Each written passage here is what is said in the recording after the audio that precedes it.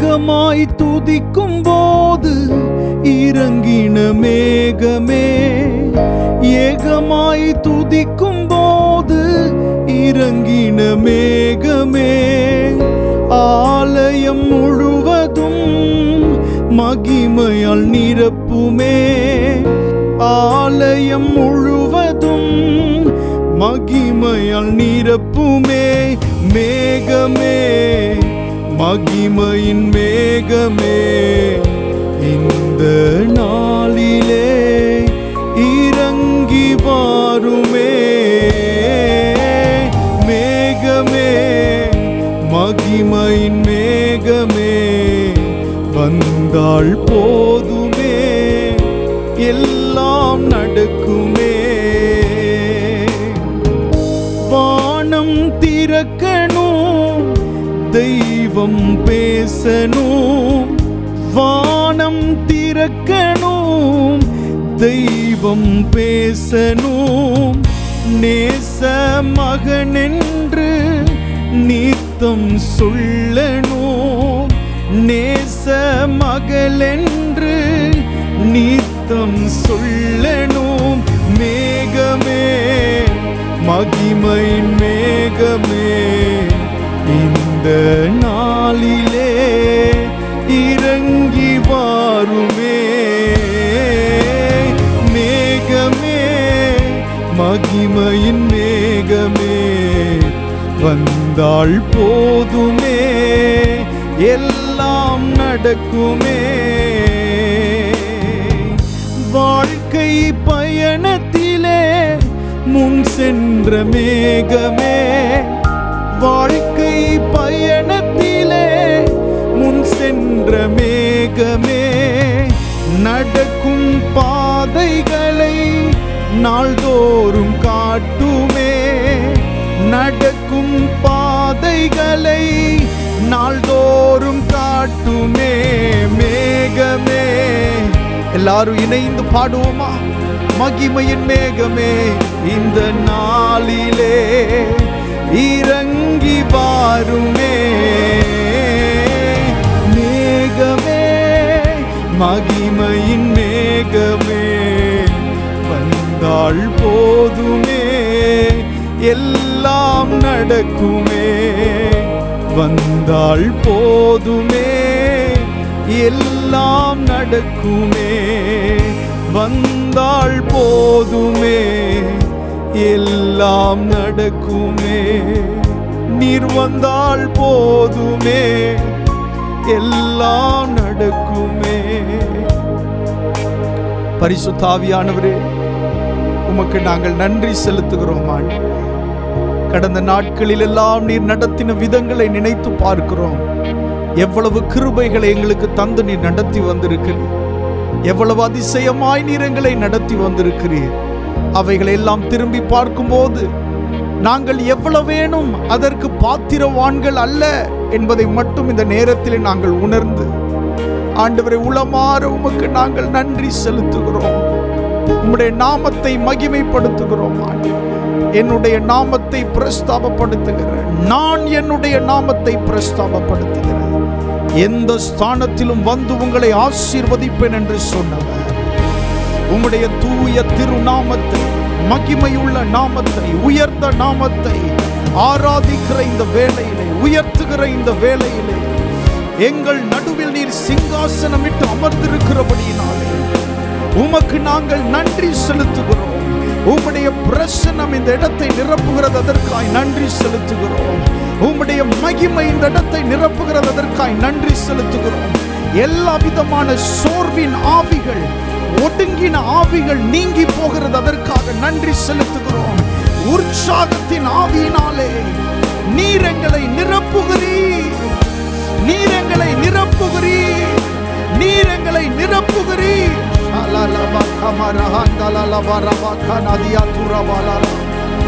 Thank you, Appa. நன்றி இயேசுவே. உம்முடைய பிரசன்னத்திற்காக நன்றி செலுத்துகிறோம். நீர் ஒருவர் மாத்திரம் உயர்ந்திருப்பீராக. பெரிய காரியங்களை இந்த ஆராதனை வேளையிலே நீர் நடப்பிக்க வேண்டுமாய் நாங்கள் செபிக்கிறோம். ஆண்டவரே, நீர் உம்முடைய நல்ல நாமத்தை எங்கள் நடுவிலே மகிமைப்படுத்தும். பெரிய காரியங்களை செய்யும். இயேசுவின் நாமத்தில் கேட்கிறோம் நல்ல பிதாவே. ஆமென், ஆமென். ஹல்லேலூயா, ஆமென். ஒரு சில பாடல்களை சேர்ந்து பாடி கர்த்தருடைய நாமத்தை மகிமைப்படுத்துவோம். ஆதியும் அந்தமும் ஆனவரே, அல்பாவும் ஒமேகாவும் ஆனவரே, அல்லேலூயா அல்லேலூயா என்று சொல்லி பாடி அவருடைய தூய நாமத்தை, நல்ல நாமத்தை உயர்த்துவோம். ஆமென்.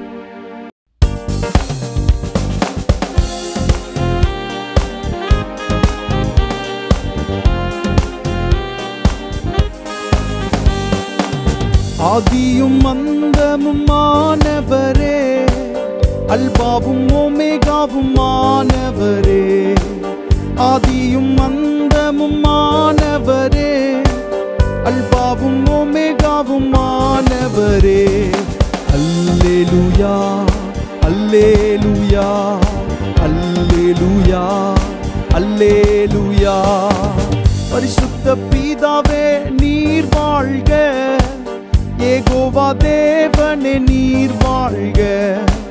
பரிசுத்த பிதாவே நீர் வாழ்க, யெகோவா தேவனே நீர் வாழ்க. அல்லேலூயா அல்லேலூயா அல்லேலூயா அல்லேலூயா. பரிசுத்த குமாரனே நீர் வாழ்க, இயேசு கிறிஸ்துவே நீர் வாழ்க. பரிசுத்த குமாரனே நீர் வாழ்க, இயேசு கிறிஸ்துவே நீர் வாழ்க. அல்லேலூயா அல்லேலூயா அல்லேலூயா அல்லேலூயா. ஸ்தோத்திரம் ஸ்தோத்திரம் ஸ்தோத்திரமே, திரியேக தேவனே ஸ்தோத்திரமே. ஸ்தோத்திரம் ஸ்தோத்திரம் ஸ்தோத்திரமே, திரியேக தேவனே ஸ்தோத்திரமே. அல்லேலூயா அல்லேலூயா அல்லேலூயா அல்லேலூயா. பரிசுத்தர் பரிசுத்தர் பரிசுத்தரே, சேனைகளின் கர்த்தர் பரிசுத்தரே. பரிசுத்தர் பரிசுத்தர் பரிசுத்தரே, சேனைகளின் கர்த்தர் பரிசுத்தரே. அல்லேலூயா அல்லேலூயா அல்லேலூயா அல்லேலூயா. நல்லவர் நல்லவர் நல்லவரே, நமது தேவன் நல்லவரே. நல்லவர் நல்லவர் நல்லவரே, நமது தேவன் நல்லவரே. அல்லேலூயா அல்லேலூயா அல்லேலூயா அல்லேலூயா. வல்லவர் வல்லவர் வல்லவரே, நமது தேவன் வல்லவரே.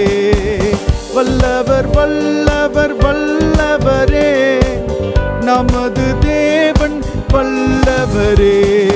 அல்லேலூயா அல்லேலூயா அல்லேலூயா அல்லேலூயா. சிலுவையில் வெற்றி சிறந்தவரே, இரட்சகா உம்மை தொழுகிறோமே. சிலுவையில் வெற்றி சிறந்தவரே, இரட்சகா உம்மை தொழுகின்றோமே. அல்லேலூயா அல்லேலூயா அல்லேலூயா அல்லேலூயா அல்லேலூயா அல்லேலூயா அல்லேலூயா அல்லேலூயா.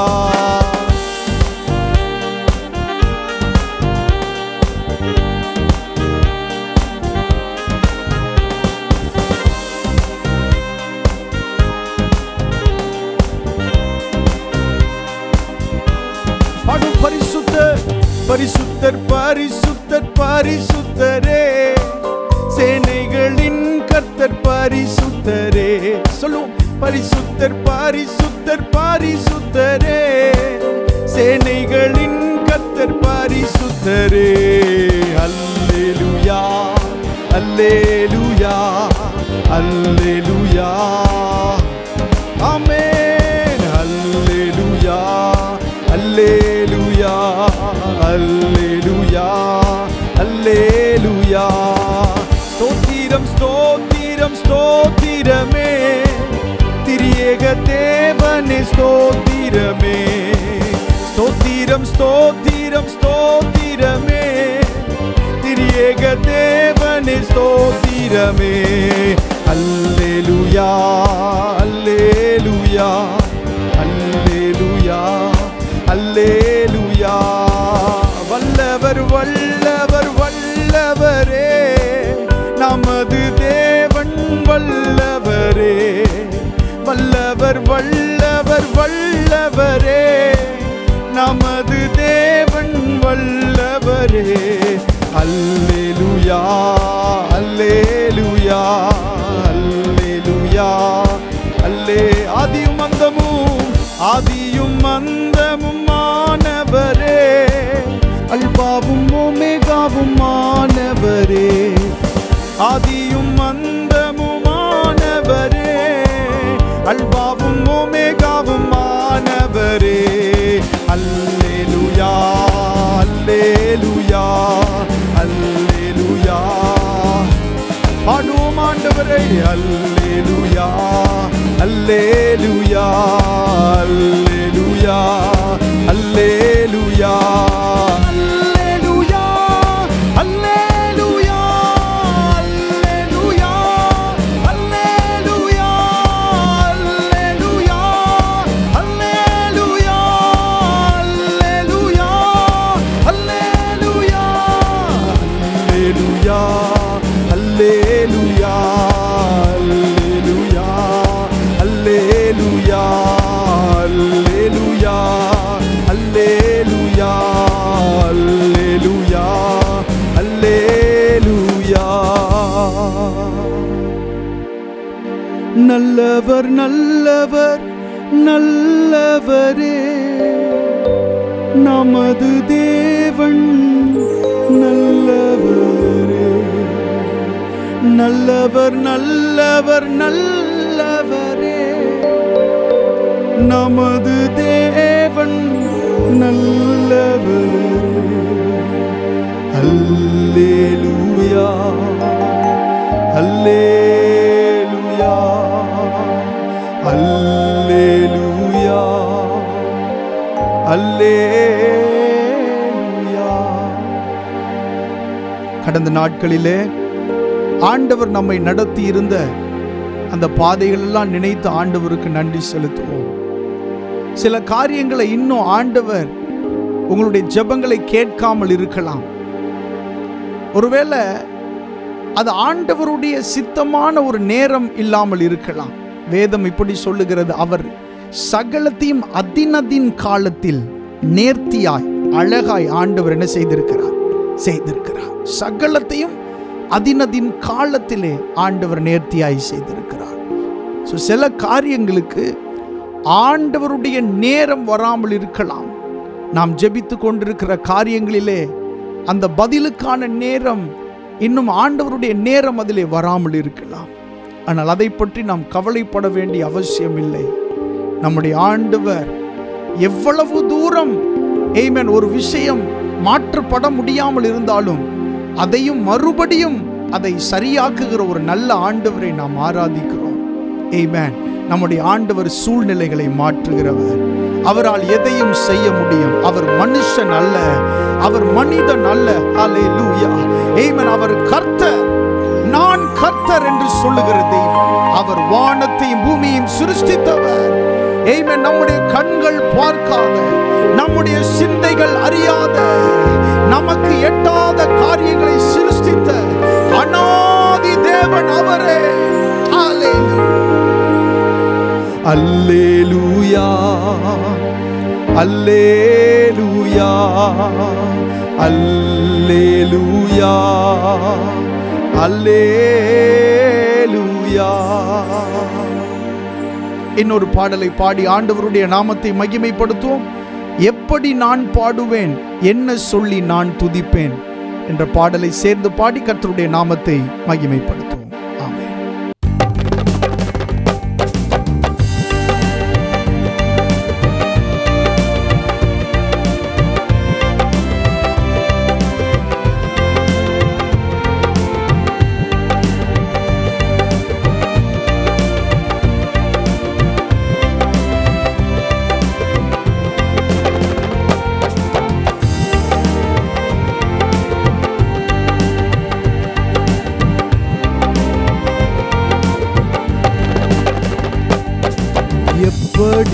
நான் பாடுவேன், என்ன சொல்லி நான் துதிப்பேன், உம்மை எப்படி நான் பாடுவேன், என்ன சொல்லி நான் துதிப்பேன். இரத்தம் சிந்தி மீட்டவரே, இரக்கம் நிறைந்தவரே, இரத்தம் சிந்தி மீட்டவரே, இரக்கம் நிறைந்தவரே, ஐயா இரக்கம் நிறைந்தவரே, ஐயா இரக்கம் நிறைந்தவரே, உம்மை எப்படி நான் பாடுவேன், என்ன சொல்லி நான் துதிப்பேன், உம்மை எப்படி நான் பாடுவேன், என்ன சொல்லி நான் துதிப்பேன். அபிஷேகித்து அணைப்பவரே, ஆறுதல் நாயகனே, அபிஷேகித்து அணைப்பவரே, ஆறுதல் நாயகனே, ஐயா ஆறுதல் நாயகனே, ஐயா ஆறுதல் நாயகனே, உம்மை எப்படி நான் பாடுவேன், என்ன சொல்லி நான் துதிப்பேன், உம்மை எப்படி நான் பாடுவேன், என்ன சொல்லி நான் துதிப்பேன். உந்தன் பாதம் அமர்ந்திருந்து ஓயாமல் முத்தம் செய்கிறேன், உந்தன் பாதம் அமர்ந்திருந்து ஓயாமல் முத்தம் செய்கிறேன், ஓயாமல் முத்தம் செய்கிறேன், ஓயாமல் முத்தம் செய்கிறேன், உம்மை எப்படி நான் பாடுவேன், என்ன சொல்லி நான் துதிப்பேன், உம்மை எப்படி நான் பாடுவேன், என்ன சொல்லி நான் துதிப்பேன். என்னை விட்டு எடுபடாத நல்ல பங்கு நீர்தானையா, என்னை விட்டு எடுபடாத நல்ல பங்கு நீர்தானையா, நல்ல பங்கு நீர்தானையா, நல்ல பங்கு நீர்தானையா, உம்மை எப்படி நான் பாடுவேன், என்ன சொல்லி நான் துதிப்பேன், உம்மை எப்படி நான் பாடுவேன், என்ன சொல்லி நான் துதிப்பேன். வருகையில் எடுத்துக்கொள்வீர், கூடவே வைத்துக் கொள்வீர், வருகையில் எடுத்துக்கொள்வீர்,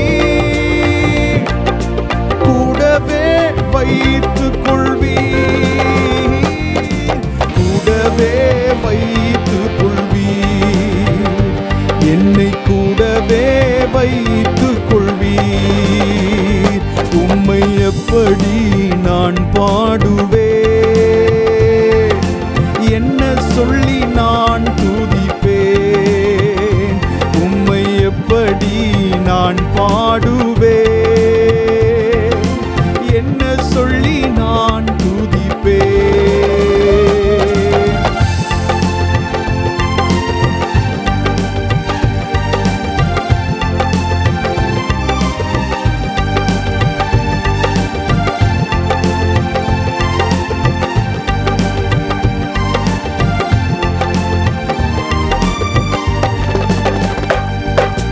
ஊளையான சேற்றி நின்று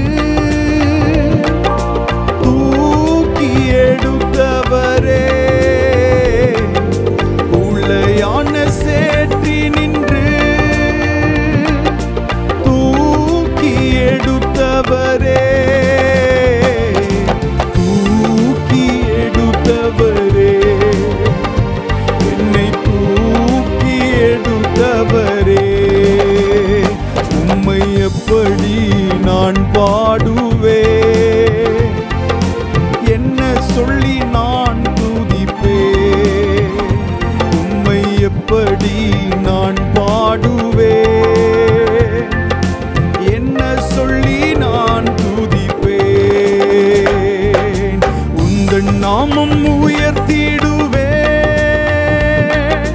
உம் விருப்பம் செய்திடுவேன்.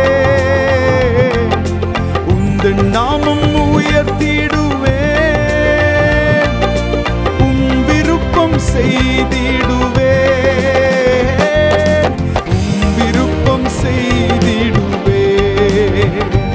ஐயாவும் விருப்பம் செய்திடுவேன். எப்படி நான் பாடுவேன், என்ன சொல்லி நான் துதிப்பேன். எப்படி நான் பாடுவேன், என்ன சொல்லி நான் என்னை விட்டு எடுபடாத, என்னை விட்டு எடுபடாத நல்ல பங்கு நீர்தானையா. என்னை விட்டு எடுபடாத நல்ல பங்கு நீர்தானையா, நல்ல பங்கு நீர்தானையா. ஐயா நல்ல பங்கு நீர்தானையா. எப்படி நான் பாடுவேன், என்ன சொல்லி நான் துதிப்பேன். எப்படி நான் பாடுவேன், என்ன சொல்லி நான் துதிப்பேன். உம்மை என்ன சொல்லி நான் துதிப்பேன், உம்மை என்ன சொல்லி நான் துதிப்பேன். இந்த உலகத்தில் உங்களிடத்திலிருந்து மனிதர்கள் எதை வேண்டுமானாலும் எடுத்துக்கொள்ளலாம். உங்களுக்கு உண்டான நல்ல பெயரை அவர்கள், அந்த வாசனையை அவர்கள் கெடுத்து போடலாம். ஆனால் வேதம் சொல்லுகிறது, இயேசு கிறிஸ்து இப்படி சொல்லுகிறார், மரியாள் தன்னை விட்டு எடுபடாத, அர்த்தம் எடுக்கப்பட முடியாத, யாராலையுமே எடுக்கவே பட முடியாத நல்ல பங்கை மரியாள் அவள் தெரிந்து கொண்டாள். இந்த ஆராதனை வேளையில உங்களை விட்டு ஒரு மனுஷனாலையும் எடுக்க முடியாத ஒரு சொத்து என்னன்னா, எந்த பிசாசாலையும் எடுக்க முடியாத, எந்த அதிகாரம், எந்த துரைத்தனத்தாலையும், எந்த ஆவிகளாலையும் எடுக்கப்பட முடியாத ஒரு விஷயம் என்னன்னா, இயேசு கிறிஸ்து உங்களுக்குள்ள இருக்கிற அந்த அந்த அந்த இடத்தை, ஆண்டவர் ஆளுகை செய்கிற அந்த காரியத்தை ஒரு மனுஷனாலையும் எடுக்க முடியாது. அதனால இயேசு கிறிஸ்து சொல்லுகிறார், மார்த்தாலே மார்த்தாலே, நீ அநேக காரியங்களை குறித்து கவலைப்பட்டு கலங்குகிறாய், தேவையானது ஒன்றே. மரியாள் தன்னை விட்டு எடுபடாத நல்ல பங்கை அவள் என்ன செய்தாள், தெரிந்து கொண்டாள். தேவனுடைய பாதத்திலே அமருகிற அந்த நல்ல பங்கை மரியாள் தெரிந்து கொண்டாள். அப்படியே கண்களை மூடி இருதயத்தின் ஆழத்திலிருந்து சொல்லுவோம், என்னை விட்டு எடுபடாத நல்ல பங்கு நீர்தானையா. என்னை விட்டு எடுபடாத நல்ல பங்கு நீர்தானையா, நல்ல பங்கு நீர்தானையா, நல்ல பங்கு நீர்தானையா. கர்த்தருடைய நாமம் மகிமைப்படுவதாக இன்னொரு பாடலை சேர்ந்து பாடி ஆண்டவருடைய நாமத்தை மகிமைப்படுத்துவோம். நான் கிறிஸ்துவுக்கு பைத்தியக்காரன், நீ யாருக்கு? வீண் பெருமை புகழ் ஆஸ்தி குப்பை என்று தள்ளிடு. நீ துடைத்து போடும் அழுக்கை போல காணப்பட்டாலும் விண் வாழ்வுக்காக உலகை வெறுத்து ஒதுக்கி தள்ளிடு. ஒரு பழைய பாடல் சேர்ந்து பாடி கர்த்தருடைய நாமத்தை மகிமைப்படுத்துவோம். பலவான்களை வெட்கப்படுத்தவே பலவீனரை தேவன் தெரிந்து கொண்டாரே, ஞானவான்களை பைத்தியமாக்கவே நம்மை போன்ற பைத்தியங்களை ஆண்டவர் தெரிந்து கொண்டார். சேர்ந்து பாடி கர்த்தருடைய நாமத்தை மகிமைப்படுத்துவோம்.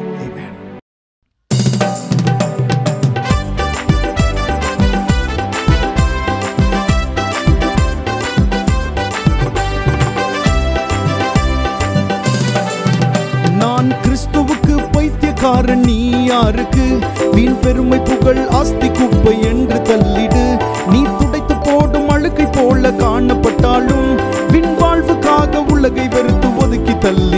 நான் கிறிஸ்துவுக்கு பைத்தியக்காரன் நீ யாருக்கு? வீண் பெருமை புகழ் ஆஸ்தி குப்பை என்று தள்ளிடு. நீ துடைத்து போடும் அழுக்கை போல காணப்பட்டாலும் வின் வாழ்வுக்காக உலகை வெறுத்து ஒதுக்கி தள்ளிடு. பலவான்களை வெட்கப்படுத்தவே பலவீனரை தேவன் தெரிந்து கொண்டாரே.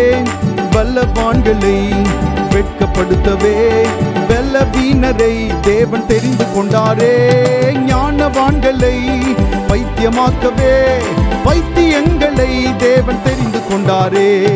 ஞானவான்களை பைத்தியமாக்கவே பைத்தியங்களை தேவன் தெரிந்து கொண்டாரே. நான் கிறிஸ்துவுக்கு பைத்தியக்காரன் நீ யாருக்கு? வீண் பெருமை புகழ் ஆஸ்தி குப்பை என்று தள்ளிடு. நீ துடைத்து போடும் அழுக்கை போல காணப்பட்டாலும் வின் வாழ்வுக்காக உலகை வெறுத்து ஒதுக்கி தள்ளிடு. நான் கிறிஸ்துவுக்கு பைத்தியக்காரன் நீ யாருக்கு? வீண் பெருமை புகழ் ஆஸ்தி குப்பை என்று தள்ளிடு. நீ துடைத்து போடும் அழுக்கை போல காணப்பட்டாலும் வின் வாழ்வுக்காக உலகை வெறுத்து ஒதுக்கி தள்ளிடு. தேவன் முன்னிலே உலக செல்வம் அழியுமே, உயர்ந்த ஆடைகள் போட்டரித்து போகுமே. தேவன் முன்னிலே உலக செல்வம் அழியுமே, உயர்ந்த ஆடைகள் போட்டரித்து போகுமே. உலக ஞானமே தேவன் பார்வையில் உதவ பைத்தியம் என்று ஆகுமே. ஓ உலக ஞானமே தேவன் பார்வையில் உதவ பைத்தியம் என்று ஆகுமே. நான் கிறிஸ்துவுக்கு பைத்தியக்காரன் நீ யாருக்கு? வீண் பெருமை புகழ் ஆஸ்தி குப்பை என்று தள்ளிடு. நீ துடைத்து போடும் அழுக்கை போல காணப்பட்டாலும் வின் வாழ்வுக்காக உலகை வெறுத்து ஒதுக்கி தள்ளிடு. நான் கிறிஸ்துவுக்கு பைத்தியக்காரன் நீ யாருக்கு? வீண் பெருமை புகழ் ஆஸ்தி குப்பை என்று தள்ளிடு. நீ துடைத்து போடும் அழுக்கை போல காணப்பட்டாலும் வின் வாழ்வுக்காக உலகை வெறுத்து ஒதுக்கி தள்ளிடு. கடவுள் பைத்தியம் என்று சொல்வது உலக ஞானத்திலும் மிகவும் அதிகமே. கடவுள் பைத்தியம் என்று சொல்வது உலக ஞானத்திலும் மிகவும் அதிகமே. சிலுவை உபதேசம் பைத்தியம் எனப்படும், மீட்கப்பட்டவர்க்கு அது தேவ பலன். ஓ சிலுவை உபதேசம் பைத்தியம் எனப்படும், மீட்கப்பட்டவர்க்கு அது தேவ பலனாகும். நான் கிறிஸ்துவுக்கு பைத்தியக்காரன் நீ யாருக்கு? வீண் பெருமை புகழ் ஆஸ்தி குப்பை என்று தள்ளிடு.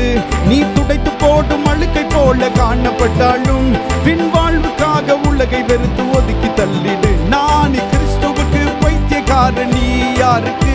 வீண் பெருமை புகழ் ஆஸ்தி குப்பை என்று தள்ளிடு. நீ துடைத்து போடும் அழுக்கை போல காணப்பட்டாலும் வின் வாழ்வுக்காக உலகை வெறுத்து ஒதுக்கி தள்ளிடு. தாழ்வும் உயர்வுமே இயேசுவுக்காகவே வாழ்ந்து நானுமே இரத்த சாட்சியாகவே. தாழ்வும் உயர்வுமே இயேசுவுக்காகவே வாழ்ந்து நானுமே இரத்த சாட்சியாகவே. ஏழ்மை வந்திடினும் எதிர்ப்பு நேரிடினும் வாழ்வும் இயேசுவுக்கே என் சாவும் இயேசுவுக்கே. ஏழ்மை வந்திடினும் எதிர்ப்பு நேரிடினும் வாழ்வும் இயேசுவுக்கே என் சாவும் இயேசுவுக்கே. நான் கிறிஸ்துவுக்கு பைத்தியக்காரன் நீ யாருக்கு? வீண் பெருமை புகழ் ஆஸ்தி குப்பை என்று தள்ளிடு. நீ துடைத்து போடும் அழுக்கை போல காணப்பட்டாலும் வின் வாழ்வுக்காக உலகை வெறுத்து ஒதுக்கி தள்ளிடு. நான் கிறிஸ்துவுக்கு பைத்தியக்காரன் நீ யாருக்கு? வீண் பெருமை புகழ் ஆஸ்தி குப்பை என்று தள்ளிடு. நீ துடைத்து போடும் அழுக்கை போல காணப்பட்டாலும் வின் வாழ்வுக்காக உலகை வெறுத்து ஒதுக்கி தள்ளிடு.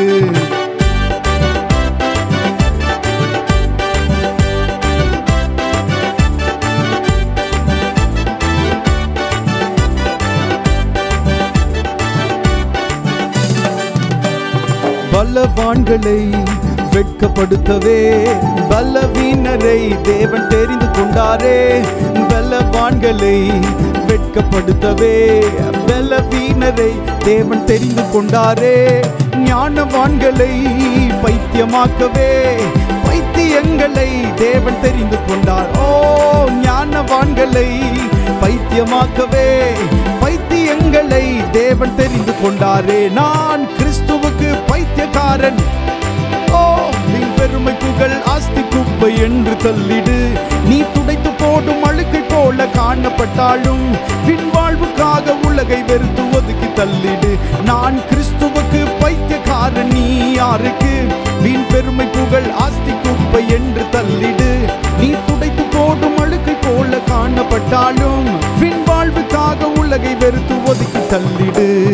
கடவுள் பைத்தியம் என்று சொல்வது உலக ஞானத்திலும் மிகவும் அதிகமே. கடவுள் பைத்தியம் என்று சொல்வது உலக ஞானத்திலும் மிகவும் அதிகமே. சிலுவை உபதேசம் பைத்தியம் எனப்படும், மீட்கப்பட்டவர்க்கு அது தேவ பலன். ஓ, சிலுவை உபதேசம் பைத்தியம் எனப்படும், மீட்கப்பட்டவர்க்கு அது தேவ பலனாகும். நான் கிறிஸ்துவுக்கு பைத்தியக்காரன், நீ யாருக்கு? வீண் பெருமை புகழ் ஆஸ்தி குப்பை என்று தள்ளிடு. நீ துடைத்து போடும் அழுக்கை போல காணப்பட்டாலும் பின்வாழ்வுக்காக உலகை வெறுத்து ஒதுக்கி. ஓ, நான் கிறிஸ்துவுக்கு, நீ யாருக்கு? வீண் பெருமை புகழ் ஆஸ்தி குப்பை என்று தள்ளிடு. நீ துடைத்து போடும் அழுக்கை போல காணப்பட்டாலும் பின்வாழ்வுக்காக உலகை வெறுத்து. பாடுவோம் தாழ்வும் உயர்வுமே இயேசுவுக்காகவே, வாழ்ந்து நானுமே இரத்த சாட்சியாகவே. தாழ்வும் உயர்வுமே இயேசுவுக்காகவே, வாழ்ந்து நானுமே இரத்த சாட்சியாகவே. ஏழ்மை வந்திடினும் எதிர்ப்பு நேரிடினும் வாழ்வும் இயேசுவுக்கே, என் சாவும் இயேசுவுக்கே. ஏழ்மை வந்திடினும் எதிர்ப்பு நேரிடினும் வாழ்வும் இயேசுவுக்கே, என் சாவும் இயேசுவுக்கே. நான் கிறிஸ்துவுக்கு பைத்தியக்காரன், நீ யாருக்கு? வீண் பெருமை புகழ் ஆஸ்தி குப்பை என்று தள்ளிடு. நீ துடைத்து போடும் அழுக்கை போல காணப்பட்டாலும் பின்வாழ்வுக்காக உலகை வெறுத்து ஒதுக்கி தள்ளிடு. நான் கிறிஸ்துவுக்கு பைத்தியக்காரன், நீ யாருக்கு? வீண் பெருமை புகழ் ஆஸ்தி குப்பை என்று தள்ளிடு. நீ துடைத்து போடும் அழுக்கை போல காணப்பட்டாலும் பின்வாழ்வுக்காக உலகை வெறுத்து ஒதுக்கி தள்ளிடு. நீ துடைத்து போடும் அழுக்கை போல காணப்பட்டாலும் பின்வாழ்வுக்காக உலகை வெறுத்து ஒதுக்கி தள்ளிடு. நீ துடைத்து போடும் அழுக்கை போல காணப்பட்டாலும் பின்வாழ்வுக்காக உலகை வெறுத்து ஒதுக்கி தள்ளிடு. 1 கொரிந்தியர் 1:27 நாம் இப்படி வாசிக்கிறோம். ஞானிகளை வெட்கப்படுத்தும்படி தேவன் உலகத்தில் பைத்தியமானவைகளை தெரிந்து கொண்டார். பலமுள்ளவைகளை வெட்கப்படுத்தும்படி தேவன் உலகத்தில் பலவீனமானவைகளை ஆண்டவர் தெரிந்து கொண்டார். ஆமென். ஞானிகளை வெட்கப்படுத்தும்படி தேவன் உலகத்தில் பைத்தியமானவைகளை தெரிந்து கொண்டார். உள்ளவைகளை அவமாக்கும்படி உலகத்தின் இழிவானவைகளையும் அற்பமாய் எண்ணப்பட்டவைகளையும் இல்லாதவைகளையும் தேவன் தெரிந்து கொண்டார். ஹல்லேலூயா. ஞானிகளை வெட்கப்படுத்தும்படி தேவன் உலகத்தில் பைத்தியமானவைகளை தெரிந்து கொண்டார். பலவீனன் என்று சொல்லாமல் பலவான் என்பேன் நான், சுகவீனன் என்று சொல்லாமல் சுகவான் என்பேன் நான். பலவீனன் என்று சொல்லாமல் பலவான் என்பேன் நான், சுகவீனன் என்று சொல்லாமல் சுகவான் என்பேன் நான்.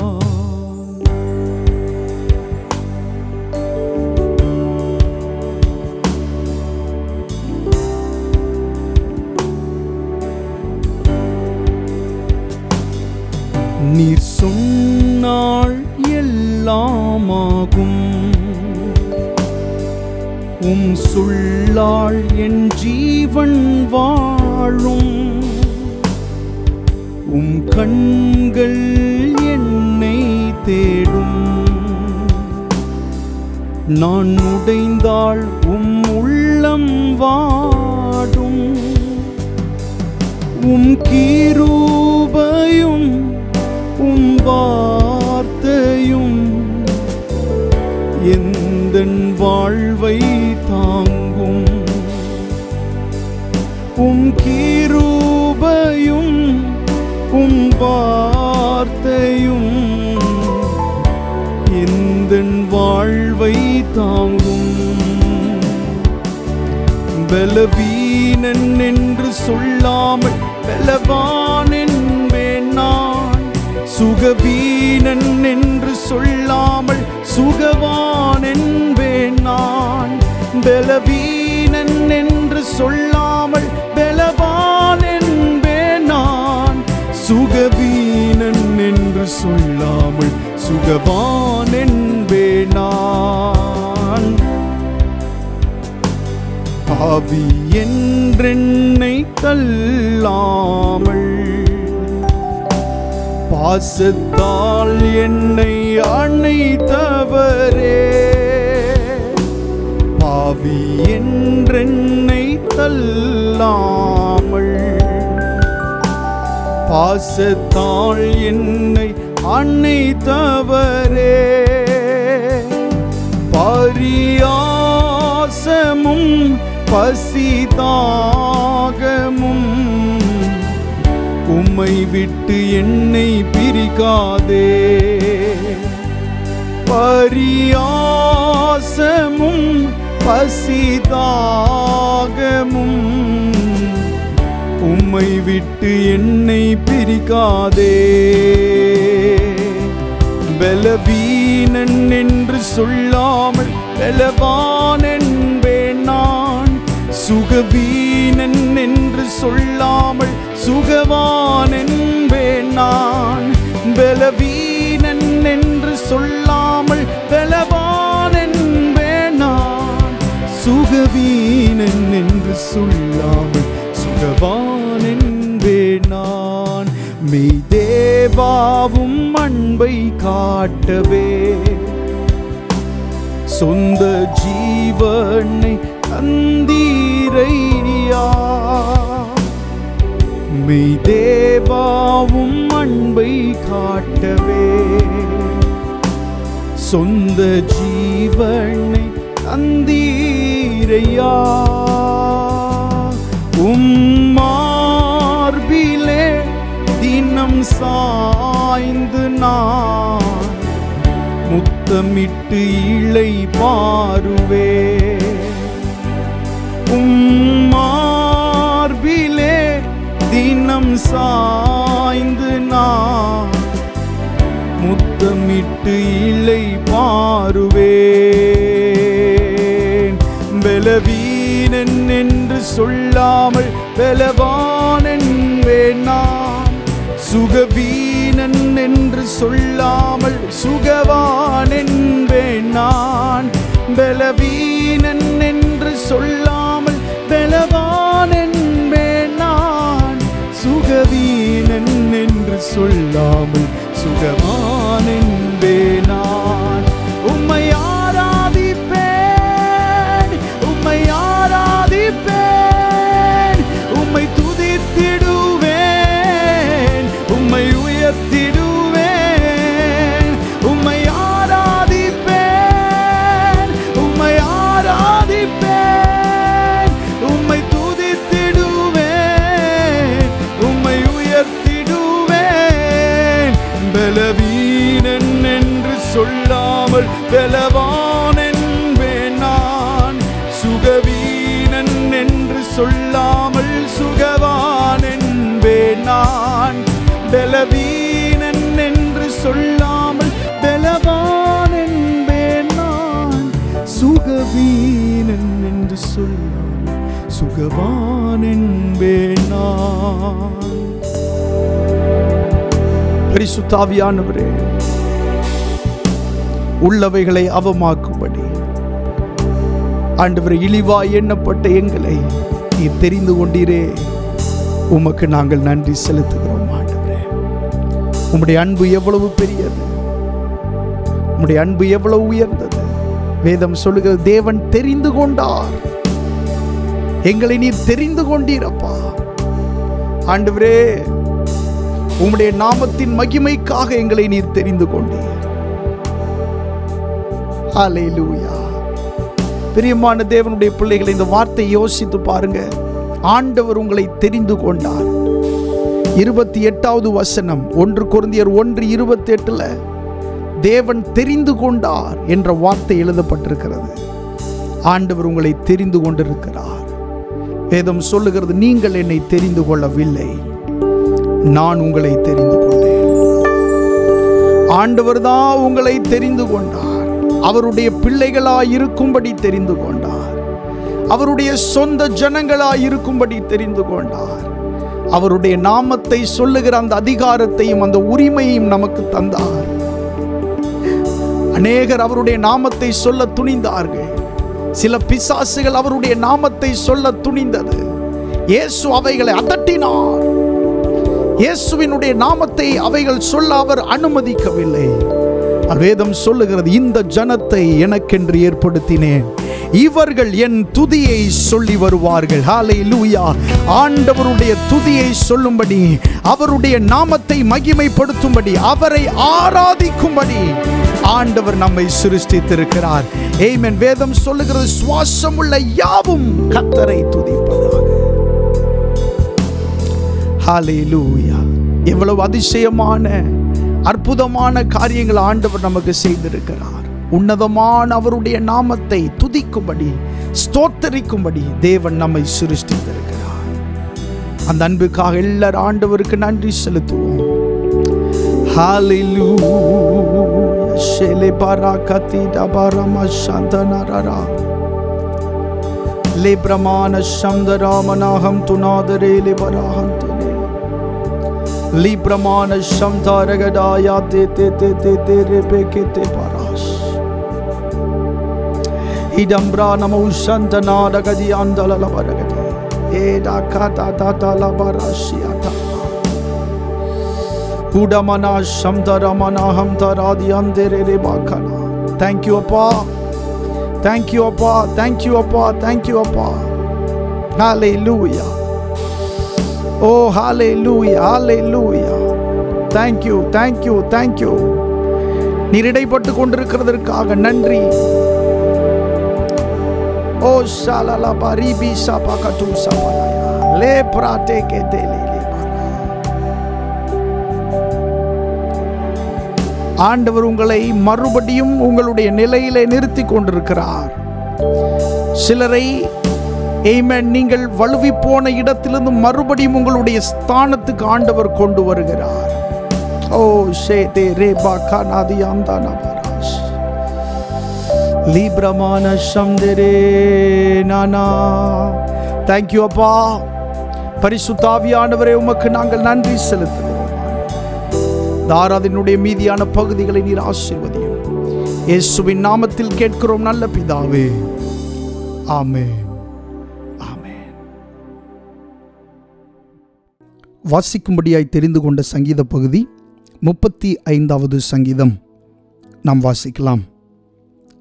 கர்த்தாவே, நீர் என் வழக்காளிகளோடே வழக்காடி என்னோடு யுத்தம் பண்ணுகிறவர்களோடே யுத்தம் பண்ணும். நீர் கேடகத்தையும் பரிசையையும் பிடித்து எனக்கு ஒத்தாசையாக எழுந்து நில்லும். என்னை துன்பப்படுத்துகிறவர்களோடு எதிர்த்து நின்று ஈட்டியை ஓங்கி அவர்களை மறித்து, நான் உன் இரட்சிப்பு என்று என் ஆத்துமாவுக்கு சொல்லும். என் பிராணனை வாங்க தேடுகிறவர்கள் வெட்கப்பட்டு கலங்குவார்களாக. எனக்கு தீங்கு செய்ய நினைக்கிறவர்கள் நாணமடைவார்களாக. அவர்கள் காற்று முகத்தில் பறக்கும் பதரை போலாவார்களாக. கர்த்தருடைய தூதன் அவர்களை துரத்துவானாக. அவர்களுடைய வழி இருளும் சறுக்களுமாயிருப்பதாக. கர்த்தருடைய தூதன் அவர்களை பின்தொடருவானாக. முகாந்திரம் இல்லாமல் எனக்காக தங்கள் வலையை குழியில் ஒளித்து வைத்தார்கள். முகாந்திரம் இல்லாமல் என் ஆத்துமாவுக்கு படுகுழி வெட்டினார்கள். அவன் நினையாத அழிவு அவனுக்கு வரவும், அவன் மறைவாய் வைத்த வலை அவனையே பிடிக்கவும் கடவது. அவனே அந்த குழியில் விழுந்து அழிவானாக. என் ஆத்துமா கர்த்தரில் களிகூர்ந்து அவருடைய இரட்சிப்பில் மகிழ்ந்திருக்கும். சிறுமைப்பட்டவனை அவனிலும் பலவானுடைய கைக்கும், சிறுமையும் எளிமையுமானவனை கொள்ளையிடுகிறவனுடைய கைக்கும் தப்புவிக்கிற உமக்கொப்பானவர் யார் கர்த்தாவே என்று என் எலும்புகளெல்லாம் சொல்லும். கொடுமையான சாட்சிகள் எழும்பி நான் அறியாததை என்னிடத்தில் கேட்கிறார்கள். நான் செய்த நன்மைக்கு பதிலாக தீமை செய்கிறார்கள். என் ஆத்துமா திக்கற்று போக பார்க்கிறார்கள். அவர்கள் வியாதியாயிருந்த போது ரெட்டு என் உடுப்பாயிருந்தது. நான் உபவாசத்தால் என் ஆத்துமாவை உபத்திரவப்படுத்தினேன். என் ஜெபமும் என் மடியிலே திரும்ப வந்தது. நான் அவனை என் சிநேகிதனாகவும் சகோதரனாகவும் பாவித்து நடந்து கொண்டேன். தாய்க்காக துக்கிக்கிறவனைப் போல் துக்க வஸ்திரம் தரித்து தலை கவிழ்ந்து நடந்தேன். ஆனாலும் எனக்கு ஆபத்துண்டான போது அவர்கள் சந்தோஷப்பட்டு கூட்டம் கூடினார்கள். நீசரும் நான் அறியாதவர்களும் எனக்கு விரோதமாய் கூட்டம் கூடி ஓயாமல் என்னை நிந்தித்தார்கள். அப்பத்துக்காக இச்சகம் பேசுகிற பரியாசக்காரரோடே சேர்ந்து கொண்டு என்மேல் பற்கடிக்கிறார்கள். ஆண்டவரே, எதுவரைக்கும் இதை பார்த்து கொண்டிருப்பீர்? என் ஆத்துமாவை அழிவுக்கும் எனக்கு அருமையானதை சிங்கக்குட்டிகளுக்கும் தப்புவியும். மகா சபையிலே உம்மை துதிப்பேன், திரளான ஜனங்களுக்குள்ளே உம்மை புகழ்வேன். ஆமேன். கர்த்தருடைய பரிசுத்த நாமம் மகிமைப்படுவதாக. இந்த ஆராதனை வேளையிலும் தொடர்ந்து நாம் தேவனுடைய வார்த்தைக்கு நேராய் கடந்து செல்வோம். இந்த நாளிலே நாம் எதை குறித்து தியானிக்கப் போகிறோம் என்று சொன்னால், கர்த்தர் உங்கள் இளைப்புகளை மாற்றுவார் என்கிற தலைப்பில் நின்று நாம் கர்த்தருடைய வார்த்தையை கேட்கப் போகிறோம். இளைப்புகள், கர்த்தர் உங்கள் இளைப்புகளை மாற்றுவார். கர்த்தருடைய நாமம் மகிமைப்படுவதாக. ஒரு வசனத்தை வாசிக்கலாம். யாத்திராகமம் 33வது அதிகாரம் 14வது வசனம். யாத்திராகமம் 33:14 வாசிக்கலாம். அதற்கு அவர், என் சமூகம் உனக்கு முன்பாக செல்லும், நான் உனக்கு இளைப்பாறுதல் தருவேன் என்றார். மறுபடி வாசிக்கலாம். அதற்கு அவர், என் சமூகம் உனக்கு முன்பாக செல்லும், நான் உனக்கு இளைப்பாறுதல் தருவேன் என்றார். ஒரு நிமிடம் நம் கண்களை மூடி ஜெபம் பண்ணுவோம். நல்ல ஆண்டவரை நன்றி செலுத்துகிறோம். இந்த அருமையான ஆராதனை வேலைக்காக உமக்கு நாங்கள் நன்றி செலுத்துகிறோம். இந்த நாளிலே நாங்கள் தியானிக்கவிருக்கிற ஒவ்வொரு ஆண்டவர் வசனங்களையும் வார்த்தைகளையும் வெளிப்பாடுகளையும் நீர் ஆசீர்வதித்து தர வேண்டுமாய் நாங்கள் ஜெபம் பண்ணுகிறோம். எங்களுடைய இருதயங்களை நீர் திறந்தருளும். ஆண்டவரே, ஒரு விஷயாய் ஆண்டவரே எங்களை நீர் உணர்வுள்ளவர்கள் ஆக்குவீராக. எங்களுடைய இருதயங்களை நீர் திறந்தருளும்.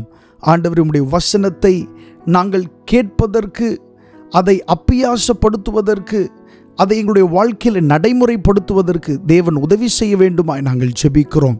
ஆர்வத்தோடு உம்முடைய வார்த்தையை கேட்க உதவி செய்யும். இயேசுவின் நாமத்தில் கேட்கிறோம் நல்ல பிதாவே, ஆமேன். கர்த்தருடைய நாமம் மகிமைப்படுவதாக. நம்முடைய இளைப்புகளை ஆண்டவர் மாற்றுகிறார். நாம் வாசித்த இந்த வசனத்திலே, என் சமூகம் உனக்கு முன்பாக செல்லும், நான் உனக்கு இளைப்பாறுதல் தருவேன் என்று ஆண்டவர் மோசேயோடு சொல்லுகிறதை இங்கே நாம் பார்க்கிறோம். இளைப்பாறுதல் என்றால் என்ன? இளைப்பு நீங்கி ஒரு மனிதன் ஆறுதல் அடையும் போது அதைத்தான் இளைப்பாறுதல் என்று சொல்லுகிறோம். இளைப்பு நீங்கி ஆறுதல் அடைவது தான் இளைப்பாறுதல். நம்ம நிறைய நேரங்களிலே சில காரியங்களுக்காக அதிக கஷ்டப்படும் போது, அதிக தூரம் நடக்கும்போது, அதிகம் பிரயாசப்படும் போது நமக்கு இளைப்பு வருகிறது. அந்த இளைப்பு நீங்குகிறதற்கு நாம் சிறிது நேரம் ஓய்வு எடுக்க வேண்டியது இருக்கிறது, இளைப்பாற வேண்டியது இருக்கிறது. ஆண்டவர் மோசேயை பார்த்து சொன்னார், நான் உனக்கு இளைப்பாறுதல் தருவேன் என்று ஆண்டவர் சொன்னார். இந்த வசனத்தினுடைய சிறிய பின்னணியத்தை நாம் பார்ப்போம். இஸ்ரவேல் ஜனங்கள் ஆண்டவருக்கு விரோதமாக அவர்கள் பாவம் செய்தார்கள், விக்கிரகங்களை உண்டு பண்ணினார்கள். செங்கடலின் நடுவே தங்களை வழிநடத்தி வந்த ஆண்டவரை மறந்து அவர்கள் விக்கிரகங்களை உண்டு பண்ணி அவர்கள் வனாந்திரத்திலே வழிபட்டார்கள். ஆண்டவருக்கு விருப்பமில்லாத காரியங்களை செய்தார்கள், ஆரோனை செய்ய வைத்தார்கள். இதெல்லாம் மோசே பார்த்த பொழுது அவன் கோபம் மூண்டவன் ஆனான். ஆண்டவர் இந்த ஜனங்களை மிகவும் அவர் அரோசித்தார். இந்த ஜனங்களுக்காக மோசே ஆண்டவரிடத்திலே போய் விண்ணப்பம் பண்ணும் பொழுது ஆண்டவர் சொன்னார், நான் ஒரு தூதனை உங்களுக்கு முன்பாக அனுப்புகிறேன் என்று சொன்னார். ஆனால் மோசே சொன்னார், இல்லை, நீர் எங்களோடு வர வேண்டும் என்று சொல்லி ஆண்டவரை மிகவும் வருந்தி அவன் கூப்பிட்டான். ஆண்டவரை, நீர் எங்களோடு வர வேண்டும் என்று வருந்தி கூப்பிட்டதினாலே ஆண்டவர் மோசேயினிடத்தில் சொன்ன வார்த்தை தான், என் சமூகம் உனக்கு முன்பாக செல்லும், என்னோட பிரசன்ஸ், என்னோட சமூகம் உனக்கு முன்பாக செல்லும், நான் உனக்கு இளைப்பாறுதல் தருவேன் என்று ஆண்டவர் மோசேயினிடத்திலே சொன்னார். இந்த நாளிலே கர்த்தருடைய வார்த்தையை கேட்டுக்கொண்டிருக்கிற தேவ பிள்ளைகளாகிய நீங்கள் ஒருவேளை இளைப்படைந்தவர்களாய் நீங்கள் இருப்பீர்களே ஆனால் இந்த நாளிலே ஆண்டவர் உங்களுக்கு இளைப்பாறுதலை தரப்போகிறார். நீங்கள் கேட்கலாம், இந்த இளைப்பாறுதல் என்கிற இந்த சாதாரண வார்த்தையை எத்தனையோ முறை நான் கேட்டிருக்கிறேன், இதிலிருந்து என்ன நான் புதிதாக கற்றுக்கொள்ளப் போகிறேன் என்று நீங்கள் நினைக்கலாம். ஆனால் ஆண்டவர் இன்றைக்கு உங்களுக்கு அநேக காரியங்களை, இது சம்பந்தப்பட்ட ரீதியில் அநேக காரியங்களை உங்களுக்கு சொல்லித்தரப்போகிறார். கர்த்தருடைய நாமம் மகிமைப்படுவதாக.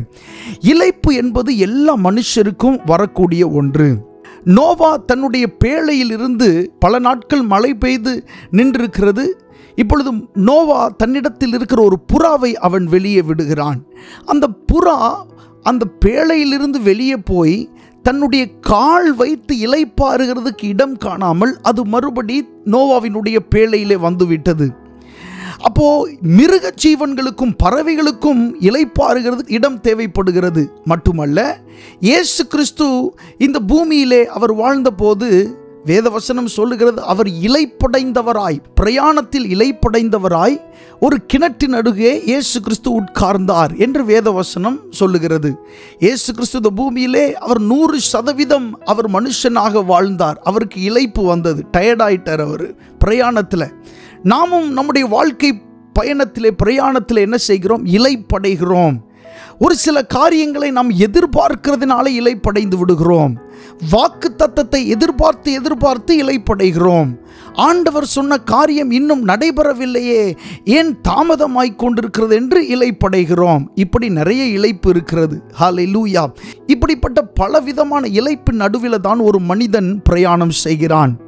ஒரு மனுஷனுடைய நித்திய இளைப்பாறுதல் என்பது இந்த பூமியில் இல்லை, அவனுக்கு அது பரலோக ராஜ்யத்தில் இருக்கிறது. அந்த பரலோக ராஜ்யத்தை நீங்கள் புதிய ஏற்பாட்டிலே வாசிக்கும் போது இளைப்பாறுதல் என்று சொல்லி அந்த இடத்தை நாம் வாசிக்கிறோம். அது நமக்கு நித்திய இளைப்பாறுதலாக இருக்கிறது. ஸோ இந்த பூமியிலே அநேக காரியங்களை குறித்து நாம் இளைப்படைகிறோம். இனிமேல் என்னால் இந்த காரியத்தை தொடரவே முடியாது, இனிமேல் இதை என்னால் செய்யவே முடியாது, என்னிடத்திலே பலன் இல்லவே இல்லை, கொஞ்சம் கூட என்னிடத்திலே இதற்கான பலன் இல்லை என்று சொல்லி நிறைய நேரங்களிலே நாம் இளைப்படைந்து விடுகிறோம். ஒரு காரியத்தை நாம் உற்சாகமாய் ஆரம்பித்திருப்போம், சந்தோஷமாய் ஆரம்பித்திருப்போம், எப்படியும் இதிலே ஒரு கிரியை நடக்கும், எப்படியாவது ஆண்டவர் அற்புதத்தை செய்து விடுவார் என்று நாம் ஆரம்பித்திருப்போம்.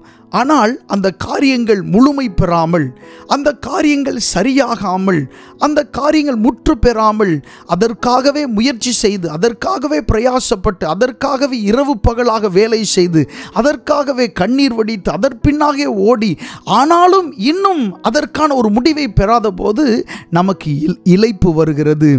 இளைத்து போகிறோம். வேத புஸ்தகத்தில் இப்படி ஒரு வசனம் சொல்லப்பட்டிருக்கிறது.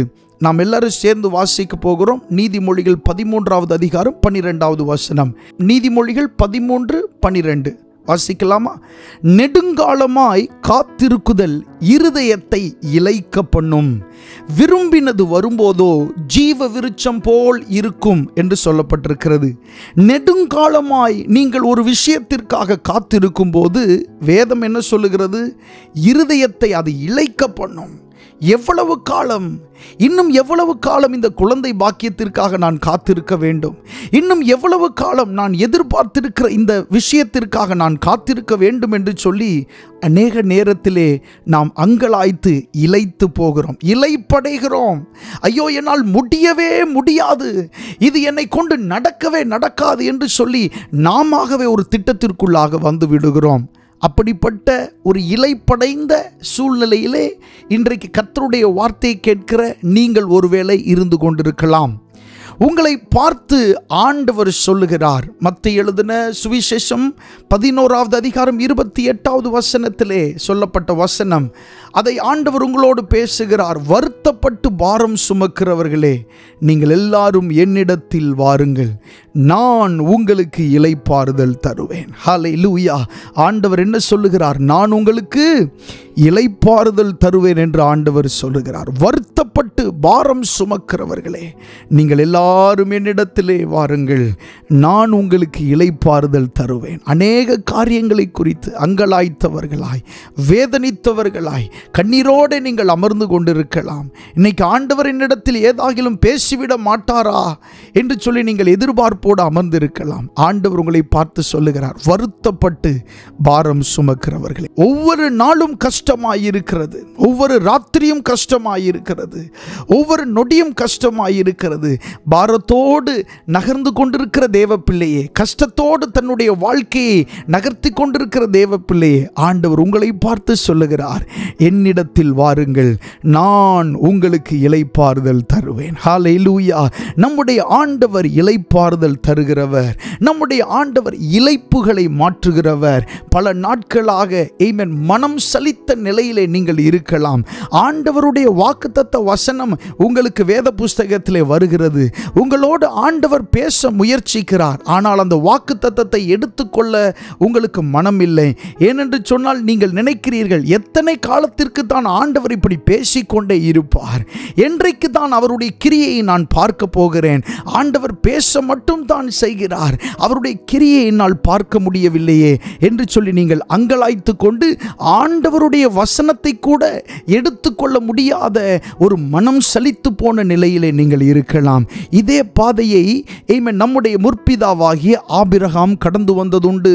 ஆபிரகாம் ஒரு சூழ்நிலையிலே ஆண்டவரை பார்த்து இப்படி கேட்டான், ஓ ஆண்டவரே, நீர் எனக்கு என்ன தருவீர்? உம்முடைய அடியானாகிய நான் பிள்ளையற்றவனாய் இருக்கிறேனே, எனக்கு பிள்ளை இல்லையே என்று சொல்லி ஆண்டவரிடத்திலே இந்த ஆபிரகாம் மனம் சலித்து போய் விசனத்தோடு கேட்கிறதை பார்க்கிறோம். அந்த வார்த்தையை அவன் சந்தோஷமாய் கேட்டிருப்பான் என்று நீங்கள் நினைக்கிறீர்களா? நிச்சயமாக சந்தோஷத்தோடு அவன் கேட்டிருக்க மாட்டான். இன்னும் எத்தனை காலம் நான் காத்திருக்க வேண்டும்? வருஷங்கள் போய்கொண்டிருக்கிறது, நாட்கள் போய்கொண்டிருக்கிறது. நானோ இதோ பலகீனப்பட்டு என்னுடைய சரீரம் செத்தவனாய் நான் மாறிக்கொண்டிருக்கிறேன். இன்னும் என்னுடைய வாக்குத்தத்தம் நிறைவேறின பாடில்லை, கர்த்தர் சொன்ன வார்த்தை நிறைவேறின பாடில்லை என்று சொல்லி மனம் சலித்து மனக்குமுறலிலே அவன் சொன்ன வார்த்தை. ஒரு முடிவிலே ஆபிரகாம் இப்படிப்பட்ட ஒரு முடிவுக்குள்ளாக வந்தான்.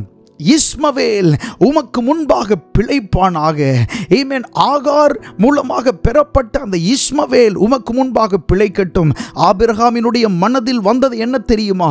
ஆண்டவருடைய வார்த்தை நிறைவேறுகிறதற்கான சாத்தியமில்லை, இனி இந்த இஸ்மவேல் மூலமாவது என்னுடைய குடும்பம் கட்டப்படட்டும் என்று சொல்லி தானாக ஒரு முடிவெடுத்து அந்த வார்த்தையை அவன் சொல்லிவிட்டான். நம்முடைய விசுவாசத்தின் தகப்பன் அவன். ஹல்லேலூயா. ஆபிரகாம் விசுவாசத்தின் தகப்பன். அவனுக்கு அந்த ஒரு சூழ்நிலை வந்ததை வேத புஸ்தகத்திலே நாம் தியானிக்கிறோம். இப்படி நிறைய சம்பவங்களை, இளைத்து போன மனிதர்களுடைய சம்பவங்கள், நிறைய காரியங்களை வேதத்திலே சொல்ல முடியும். இன்னொரு மனுஷனை புதிய ஏற்பாட்டிலிருந்து உங்களுக்கு அடையாளம் காட்ட விரும்புகிறேன். இந்த சுவிசேஷ புஸ்தகத்திலே பிரத்யேகமாக வருகிற ஒரு மனுஷன் பெயர் யோவான். யோவான் ஸ்நானன். இந்த யோவான் ஸ்நானனுக்கும் ஒரு இளைப்பு வந்தது. என்ன இளைப்பு தெரியுமா? இந்த யோவான் ஸ்நானன் தான் இயேசுவை அடையாளம் காட்டினவன். இந்த யோவான் ஸ்நானன் தான் உலகத்தின் பாவங்களை சுமந்து தீர்க்க போகிற தேவ ஆட்டுக்குட்டி என்று அடையாளம் காட்டினவன், இயேசு கிறிஸ்துவை அடையாளம் காட்டினவன். ஆனால் இவன் சிறையிருப்புக்குள்ளே போகக்கூடிய ஒரு காலம் வந்தது, சிறைச்சாலைக்குள்ளே தள்ளப்பட வேண்டிய ஒரு காலம் வந்தது. அப்படி சிறைக்குள்ளே போன பிறகு தன்னுடைய சீஷர்களில் 2 பேரை அழைத்து அவர்களிடத்திலே சொல்லி அனுப்புகிறான், நீங்கள் போய் அந்த இயேசுவின் இடத்திலே கேளுங்கள், வருகிறவர் நீர்தானா, வேறொருவர் வர காத்திருக்க வேண்டுமா என்று கேளுங்கள் என்று அனுப்புகிறதை பார்க்கிறோம். பாருங்க, இந்த யோவான் ஸ்நானன் தான் அடையாளம் காட்டினார். இந்த யோவான் ஸ்நானன் தான் இவர் இயேசு என்று சொன்னார். ஆனால் அவருக்கே ஒரு இளைத்து போன ஒரு நிலை வருகிறதை அங்கே நாம் என்ன செய்கிறோம் பார்க்கிறோம். இப்படி வேத புஸ்தகத்திலே இளைத்து போன மனிதர்கள் நிறைய பேரை குறித்து நாம் அங்கே சொல்ல முடியும். நெடுங்காலமாய் காத்திருக்குதல் இருதயத்தை என்ன செய்ய பண்ணும்? இளைக்க பண்ணும். நெடுங்காலமாய் காத்திருக்கும் போது இருதயம் இளைக்கும். இப்பொழுது நீங்கள் போய்கொண்டிருக்கிற இந்த சூழ்நிலையிலே உங்களுடைய இளைப்பை பிசாசு பயன்படுத்தி கொண்டிருக்கிறான் என்பது உங்களுக்கு தெரியுமா? ஆமென். நிறைய நேரங்களிலே நாம் சங்கடப்பட்டு மனம் சலித்து அப்படியே நாம் வேதனைப்பட்டு அமர்ந்து விடுகிறோம். ஆனால் நமக்கு பின்னாக இருந்து நம்மளுடைய இந்த இளைப்பை, நாம் கஷ்டப்பட்டு கொண்டிருக்கிற இந்த இளைப்பை பிசாசானவன் அதிக நேரங்களில் பயன்படுத்தி கொண்டிருக்கிறான். வாசிங்க, உபாகமம் 25வது அதிகாரம் 17, 18 ஆகிய வசனங்களை வாசிப்போம். உபாகமம் 25வது அதிகாரம் 17, 18 ஆகிய வசனங்கள். எகிப்திலிருந்து புறப்பட்டு வருகிற வழியிலே அமலேக்கு தேவனுக்கு பயப்படாமல் உனக்கு எதிராக வந்து நீ இளைத்து விடாய்த்திருக்கையில் பின்வருகிற உன் பாளையத்தில் உள்ள பலவீனரையெல்லாம் வெட்டினான் என்பதை நினைத்திரு. மோசே சொல்லுகிற வார்த்தைகளை பாருங்க. எகிப்திலிருந்து நீ புறப்பட்டு வருகிற வழியிலே அமலேக்கு தேவனுக்கு பயப்படாமல் உனக்கு எதிராக வந்து நீ இளைத்து விடாய்த்திருக்கையில் பின்வருகிற உன் பாளையத்தில் உள்ள பலவீனரை எல்லாம் வெட்டினான் என்பதை நினைத்திரு என்று மோசே இங்கே சொல்லுகிறார். அதாவது பலவீனப்பட்டு இருக்கும்போது எதிராளிகள் என்ன செய்கிறார்கள் என்று சொன்னால் மேற்கொள்ளுகிறார்கள். உங்களுடைய பலவீனம், நீங்கள் இளைத்து போயிருக்கிற நேரம் பார்த்து தான் பிசாசானவன் என்ன செய்கிறான்? உங்களை மேற்கொள்ளுகிறான். ஆமென். இன்னொரு விதத்தில் சொல்ல போனால் இந்த இளைப்பு பிசாசினால் வருகிறதா இருக்கிறது. எல்லா நேரங்களிலும் அல்ல, சில நேரங்களில் நாமவே சில காரியங்களை நினைத்து இளைத்து போகிறோம். அதனால் எல்லா நேரங்களிலும் பிசாசு என்று நாம் சொல்லிவிட முடியாது. ஆனால் சில நேரங்களிலே நாம் நம்முடைய சந்தோஷத்தை கெடுக்கும்படி, நம்மளுடைய ஓட்டத்தினுடைய வேகத்தை குறைக்கும்படி பிசாசு இப்படிப்பட்ட மன சலிப்பை நமக்குள்ளே என்ன செய்கிறான்? அவன் விதைக்கிறான். அப்படி பலவீனம் ஆகும்போது நமக்குள்ளே என்ன வருகிறது? என்ன ஜெபித்து என்ன செய்வது, ஜெபத்தால் என்ன பிரயோஜனம் என்கிற ஒரு மனநிலை நமக்குள்ளே தானாகவே வந்து விடுகிறது. ஆமென். ஜெபம் ஊக்கமாய் செய்கிறவர்கள் தான், உற்சாகமாய் செய்கிறவர்கள் தான். ஆனால் இந்த மனநிலை வந்தவுடனே நம்முடைய ஜெபத்தை சற்று நிறுத்திவிட்டு நாம் யோசிக்கிறோம், ஆமால இவ்வளோ வருஷம் நான் ஜெபம் பண்ணியிருக்கிறேன், இத்தனை மணி நேரங்கள் இதற்காக ஜெபம் பண்ணியிருக்கிறேன், ஏன் ஆண்டவர் இதற்காக இன்னும் செய்யலைன்னு சொல்லி நாம் ஆண்டவர் மேல் உள்ள விசுவாசத்தை அதிகப்படுத்தாமல் இந்த இளைப்பின் அனுபவத்திலே நாம் என்ன செய்கிறோம்? போய்விடுகிறோம். ஸோ இளைப்பை என்ன செய்கிறான்? பிசாசு அநேக நேரங்களிலே பயன்படுத்துகிறான். மட்டுமல்ல, இந்த இளைப்பினாலே வேறே சில அபாயங்கள் இருக்கிறது. இந்த இளைப்பு என்ன செய்கிறதுனா வேறு அபாயங்களை நம்முடைய வாழ்க்கையில் கொண்டு வருகிறது. அப்படி ஒரு சில அபாயங்களை நாம் பார்ப்போம். முதலாவது ஆதியாகமம் 25ஆம் அதிகாரம் 30வது வசனம் வாசிக்கலாம். ஆதியாகமம் 25:30. அப்பொழுது ஏசா யாக்கோபை நோக்கி, அந்த சிவப்பான கூழிலே நான் சாப்பிட கொஞ்சம் தா, இளைத்திருக்கிறேன் என்றான். இதனாலே அவனுக்கு ஏதோம் என்கிற பேர் உண்டாயிற்று. பாருங்க, இந்த சம்பவம் நமக்கு நன்றாக தெரியும். ஏசா யாக்கோபு 2 பேர், இவர்கள் ஈசாக்கினுடைய குமாரர்கள். இந்த ஈசாக்கினுடைய குமாரர்கள் 2 பேருக்கும் இடையில் நடந்த ஒரு சம்பாஷணை தான் இங்கே எழுதப்பட்டிருக்கிறது. இந்த ஏசா வனசஞ்சாரி, அவன் வனத்திலே போய் வேட்டையாடி வருகிறவன். ஆனால் இந்த யாக்கோபு எப்படிப்பட்டவன் என்று சொன்னால், இவன் கூடாரவாசி, இவன் வீட்டிலே இருப்பான், வீட்டுக்கு தேவையான காரியங்களை அதிக கவனத்தோடு செய்கிறவன். ஆனால் ஏசா வனசஞ்சாரி, வனத்திலே போய் அவன் மிருகங்களை வேட்டையாடி கொண்டு தன்னுடைய தகப்பனிடத்திலே வந்து அதை நல்ல ருசியாக சமைத்து கொடுப்பான். இதனால் அந்த தகப்பன் ஈசாக்கு ஏசாவின் மேல் மிகவும் பட்சமாயிருந்தான். ஆனால் யாக்கோபின் மேலே அவனுடைய தாயாகிய ரெபேக்காள் மிகவும் பட்சம் உள்ளவளாயிருந்தாள். ஒரு நாள் ஏசா வனத்திலிருந்து வரும்போது மிகவும் இளைப்புள்ளவனாய் அவன் அங்கே வருகிறான், வீட்டுக்கு வருகிறான். நான் மறுபடியும் அந்த வார்த்தையை பயன்படுத்துகிறேன், இளைப்புள்ளவனாய் அவன் வீட்டுக்கு வருகிறான். வீட்டுக்கு வருகிற பொழுது யாக்கோபு அங்கே கூழ் காய்ச்சி கொண்டிருக்கிறான். அந்த கூழ் வேதத்தில் சொல்லப்பட்டிருக்கிறது, அந்த சிவப்பான கூழ் அப்படின்னு சொல்லப்பட்டிருக்கிறது. அந்த கூழை பார்த்த உடனே பிரயாணத்தில் இளைப்படைந்தவன், தான் போன வேலையில் இளைப்படைந்தவனாய் அவன் தன்னுடைய சகோதரனிடத்தில் இந்த கூழிலே எனக்கு கொஞ்சம் சாப்பிடத்தா என்று சொல்லி என்ன செய்கிறான்? கேட்கிறான்.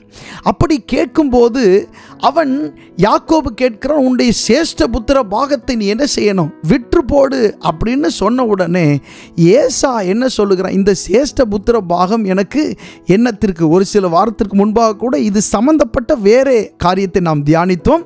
இது நாம் இளைப்பு என்கிற காரியம் சம்பந்தப்பட்டு தியானிக்கிறோம். அப்போ கேட்ட பொழுது அவன் அந்த சேஷ்டபுத்திர பாகத்தை எளிதாக விட்டுவிட்டு இந்த கூளை வாங்கி அவன் என்ன செய்தான்? குடித்து விட்டான்.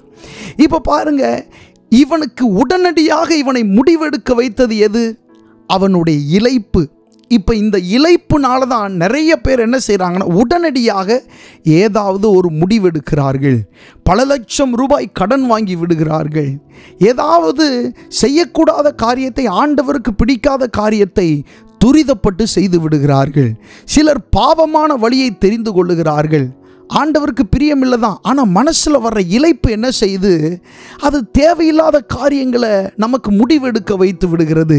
அதனால் தேவ பிள்ளைகளே, இந்த நாளில் உங்களுடைய இளைப்புகள் மாறி நீங்கள் இளைப்பாரி ஆக வேண்டும். உங்களுடைய இருதயத்தில் இருக்கிற இளைப்புகள் மாற வேண்டும். ஆண்டவர் அந்த இளைப்புகளை மாற்றி உங்களுக்கு ஆறுதலை தர விரும்புகிறார், இளைப்பாறுதலை தர விரும்புகிறார். ஏனென்று சொன்னால், இந்த இளைப்பிலே நீங்கள் இருந்து கொண்டிருக்கும் போது மறுபடி தவறான முடிவுகளை எடுப்பீர்கள். மறுபடி தவறான பாதைகளை தெரிந்து கொள்ளுவீர்கள். மறுபடி உங்களுடைய மனம் ஆண்டவருக்கு விரோதமான பாதையை தான் என்ன செய்யும்? சிந்திக்கும். ஏனென்று சொன்னால், நீங்கள் இளைப்படைந்து இருக்கிறீர்கள். பாருங்க, ஏசா பாருங்க, இளைப்படைந்திருந்ததுனால தானே அந்த சேஷ்டபுத்திர பாகத்தை எளிதில் அவன் விற்று போட்டான். ஒருவேளை அவன் இளைப்படையாமல் இருந்திருந்தால் அந்த சேஷ்டபுத்திர பாகத்தை பற்றி பேசக்கூட விட்டிருக்க மாட்டான். ஆனால் அவனுக்குள்ள இருந்த இளைப்பு தான் அவனுடைய ஆசீர்வாதம் இழந்து போகிறதற்கே காரணமாக மாறிடுச்சு. அதுபோல நம்முடைய வாழ்க்கையிலே இளைப்புகளை ஒரு நாளும் நீங்கள் அனுமதிக்காதீர்கள். ஜெபத்தில் இளைப்பு வரும், அனுமதிக்காதீங்க. போராடி ஜெபம் பண்ணுங்க, முழங்கால் போட்டு ஜெபம் பண்ணுங்க, வாயில வசனங்களை சத்தமாக சொல்லி ஜெபம் பண்ணுங்க. இந்த இளைப்பு என்ன செய்யும்? ஜெப வாழ்விலே பெரிய ஒரு பாதிப்பை ஏற்படுத்தும். ஜெபத்தை தொடர முடியாதபடி நம்மோடு போராடி கொண்டிருக்கும். கர்த்தருடைய நாமம் மகிமைப்படுவதாக. அது மட்டுமல்ல, இன்னொரு காரியத்தையும், இந்த இளைப்பு சம்பந்தப்பட்ட இன்னொரு காரியத்தை உங்களுக்கு சொல்ல விரும்புகிறேன். எல்லாரும் வாசிக்கலாம். ஆதியாகமம் 41வது அதிகாரம் 17வது வசனத்தில் இருந்து 21வது வசனம் வரைக்கும் நாம் எல்லாரும் சேர்ந்து வாசிக்க போகிறோம். ஆதியாகமம் 41வது அதிகாரம் 17வது வசனத்தில் இருந்து 21வது வசனம் வரைக்கும் நாம் வாசிக்கலாம். பார்வோன் யோசேப்பை நோக்கி, என் சொப்பனத்திலே நான் நதியோரத்தில் நின்று கொண்டிருந்தேன். அழகும் புஷ்டியுமான 7 பசுக்கள் நதியிலிருந்து ஏறி வந்து புல் மேய்ந்தது. அவைகளின் பின் இளைத்ததும் மகா அவலட்சணமும் கேவலமுமான வேறே 7 பசுக்கள் ஏறி வந்தது. இவைகளைப் போல அவலட்சணமான பசுக்களை எகிப்து தேசமெங்கும் நான் கண்டதில்லை. கேவலமும் அவலட்சணமுமான பசுக்கள் கொழுமையான முந்தின 7 பசுக்களையும் பட்சித்து போட்டது. அவைகள் இவைகளின் வயிற்றுக்குள் போயிற்றென்று தோன்றாமல் முன் இருந்தது போலவே அவலட்சணமாயிருந்தது. இப்படி கண்டு விழித்து கொண்டேன். கர்த்தருடைய நாமம் மகிமைப்படுவதாக. இப்போது நாம் வாசித்த இந்த சம்பவம் பார்வோனுடைய சொப்பனமாயிருக்கிறது. யோசேப்பு நாட்களில் இருந்த பார்வோன், மோசே நாட்களில் இருந்த பார்வோன் வேற, யோசேப்பு நாட்களில் இருந்த பார்வோன் வேற. பார்வோன் என்பது சீஃப் மினிஸ்டர், பிரசிடென்ட் அப்படின்றது மாதிரி ஒரு பட்டம். அது ஒரு பட்டம், அது ஒரு ஸ்தானம். பார்வோனுக்கு ஒரு சொப்பனம் வந்தது. அப்பொழுது அந்த சொப்பனத்தினுடைய அர்த்தத்தை சொல்ல ஒருவராலும் கூடாமற் போயிற்று. ஆனால் யோசேப்பு சிறைச்சாலையில் இருந்தால் இவனுக்கு சொப்பனத்தை விலக்கி சொல்வதற்கான காரியம் இவனுக்கு நன்றாய் தெரியும். அதனாலே யோசேப்பு அழைப்பிக்கப்படுகிறான். யோசேப்பின் இடத்திலே பார்வோன் தன்னுடைய சொப்பனத்தை என்ன செய்கிறார்? சொல்லுகிறார். அப்படி சொல்லும்போது அந்த சொப்பனத்தினுடைய விவரிப்பை தான் இப்பொழுது நாம் வாசிக்க கேட்டோம். அழகாய் நாம் வாசிக்க கேட்டோம். இந்த சொப்பனம் இதுதான், ரொம்ப சிம்பிள். நதியில் இருந்து 7 பசுக்கள், நல்ல கொழுமையான புஷ்டியான 7 பசுக்கள் நதியிலிருந்து ஏறி வந்து அது என்ன செய்தது என்று சொன்னால் புல் மேய்ந்தது. பசுக்கள் என்ன செய்யும்? புல் மேயும். புல் மேய்ந்தது. அதுக்கப்புறம் திரும்ப என்ன நடந்திருக்கு அப்படின்னு சொன்னால், இளைத்ததும் மகா அவலட்சணமுமான கேவலமுமான வேறே 7 பசுக்கள், இந்த 7 பசு இல்லை, வேறே 7 பசுக்கள் நதியிலிருந்து ஏறி வந்து என்ன செய்தது என்று சொல்லப்பட்டிருக்கு பாருங்க. இந்த மாதிரி கேவலமான பசுக்களை, அவலட்சணமான பசுக்களை எகிப்து தேசம் எங்கும் கண்டதில்லை அப்படின்னு சொல்லி பார்வோன் சொல்றாரு. மிருக ஜீவன்கள் என்று வரும்போது அங்கே உள்ள மிருக ஜீவன்கள் எல்லாம் நன்றாக கொழுமையாக வளரக்கூடியவை. அதனால தான் பார்வோன் சொல்றாரு, இரண்டாவது ஏறி வந்த இந்த பசுக்களை போல அவலட்சணமான பசுக்களை, கேவலமான பசுக்களை இந்த எகிப்து தேசம் முழுவதும் நாம் பார்த்ததே இல்லை அப்படின்னு சொல்றாரு. எலும்பும் தோலுமா இந்த 7 பசுக்கள், 2வது ரவுண்டில் வந்து அந்த 7 பசுக்கள் மேலே ஏறி வந்துருச்சு. ஏறி வந்த உடனே பசுக்கள் என்ன செய்யணும்? புல்லை தானே தின்னணும். ஏற்கனவே வந்த பசுக்கள் புல்லை தின்னுச்சு. இந்த 7 பசுக்கள் என்ன செஞ்சிச்சுன்னா, புல்லை தின்னாம இந்த கொழுமையாக இருக்கிற இந்த 7 பசுக்களை அவைகள் தின்று விட்டது. அப்படி அவர் சொப்பனம் கண்டிருக்கிறார். ஆமென். சில காரியங்கள் கனவுகளில் வரும்போது வித்தியாசமாக கனவு என்ன செய்யும்? வரும். அப்படி அவருக்கு சொப்பனம் வந்திருக்கிறது. இளைப்பான இந்த கேவலமான எலும்பும் தோலுமான இந்த பசுக்கள் ஏறி வந்த மாத்திரத்தில் இந்த புல்லை தின்னாமல், புல்லை தின்றதை விட்டுட்டு கொழுமையான அந்த 7 பசுக்களை தின்று விட்டது, சாப்பிட்டுருச்சு அப்படின்னு சொல்லி அவர் கனவு காண்டிருக்கார்.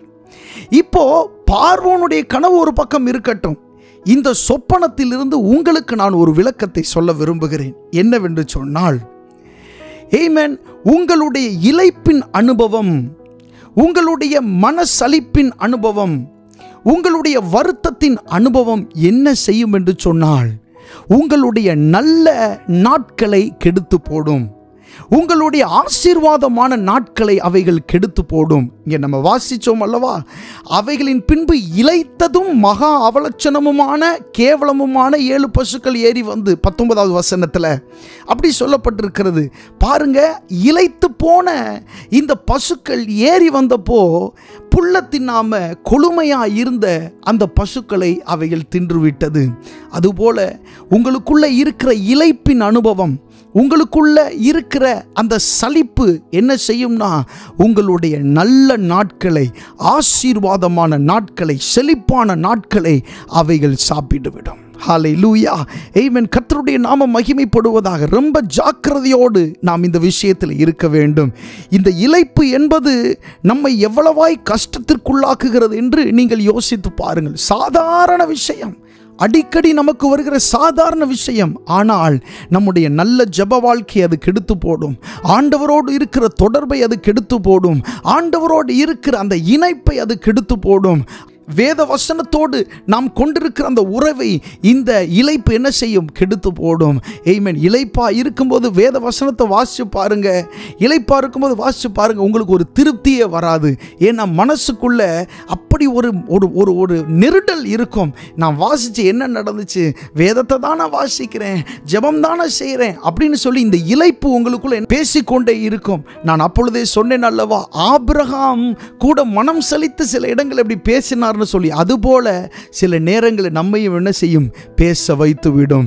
இளைப்பின் நாட்கள், இளைப்பின் அனுபவம் நல்ல நாட்களை நம்முடைய வாழ்க்கையில கெடுத்து போட்டுவிடும். இந்த சொப்பனத்திலே அந்த இளைத்து போன பசுக்கள் கொழுமையான பசுக்களை என்ன செய்தது? சாப்பிட்டு விட்டது. அதுபோல நம்முடைய இளைப்பின் அனுபவம் ஒரு நாளும் நம்முடைய நல்ல நாட்களை, ஆசீர்வாதமான நாட்களை கெடுத்து விடாதபடிக்கு நாம் மிகவும் எச்சரிக்கை உள்ளவர்களாய் இருக்க வேண்டும். கர்த்தருடைய நாமம் மகிமைப்படுவதாக. இன்னொரு பகுதியையும் நான் இதோடு சொல்ல விரும்புகிறேன். பாருங்க, நீங்க இப்படி இளைத்து போய் இருக்கும்போது, விடாய்த்து போய் இருக்கும்போது நீங்க நினைக்கலாம், இந்த நாட்களில் ஒன்றுமே நடக்கவில்லையே என்று சொல்லி. ஆனால் உங்களுக்கு தெரியுமா, ஆண்டவர் அந்த குறிப்பிட்ட காலத்தில் தான் ஒரு மிகப்பெரிய ஒரு காரியத்தை உங்களுக்காக செய்துவிட்டு அவர் காத்து கொண்டிருப்பார். அவர் உங்களுக்காக சில காரியங்களை உருவாக்கிவிட்டு அவர் காத்து கொண்டிருப்பார். ஆனால் அந்த நேரத்திலே அதை நீங்கள் சுதந்திரிக்க கூடாதபடிக்கு இந்த இளைப்பு உங்களுடைய வாழ்க்கையில் என்ன செய்கிறது? தடையாய் அமைந்து விடுகிறது. கர்த்தருடைய நாமம் மகிமைப்படுவதாக.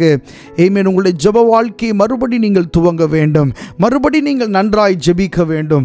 மறுபடி ஆண்டவரை நீங்கள் விடாப்பிடியா தேடணும். சில காரியங்களுக்காக நீங்கள் போராடி ஜெபம் பண்ணீங்க, ஆனால் பல வருஷம் ஆயிருச்சே, இன்னும் நடக்கலையேன்னு சொல்லி அதை நீங்கள் விட்டு இருக்கலாம். ஆனால் மறுபடி துவங்குங்கள், மறுபடி அதை நீங்கள் செய்ய துவங்குங்கள். உங்களுடைய இளைப்புகள் மாறட்டும். ஆண்டவருக்குள்ள நிலைத்திருங்கள். ஆமென். நிலைத்திருந்து கனி கொடுக்க ஆண்டவர் உங்களுக்கு உதவி செய்வாராக. ஆமென். கர்த்தருடைய நாமத்திற்காக நீங்கள் ஆமென் இளைப்படையாமல் பிரயாசப்பட ஆண்டவர் உங்களுக்கு உதவி செய்வாராக. கர்த்தருடைய நாமம் மகிமைப்படுவதாக. அது மட்டுமல்ல, வேதத்திலே சொல்லப்பட்டிருக்கிறது, நாம் இளைப்படையாமல் பிரயாசப்பட வேண்டும். வாசிக்கலாமா?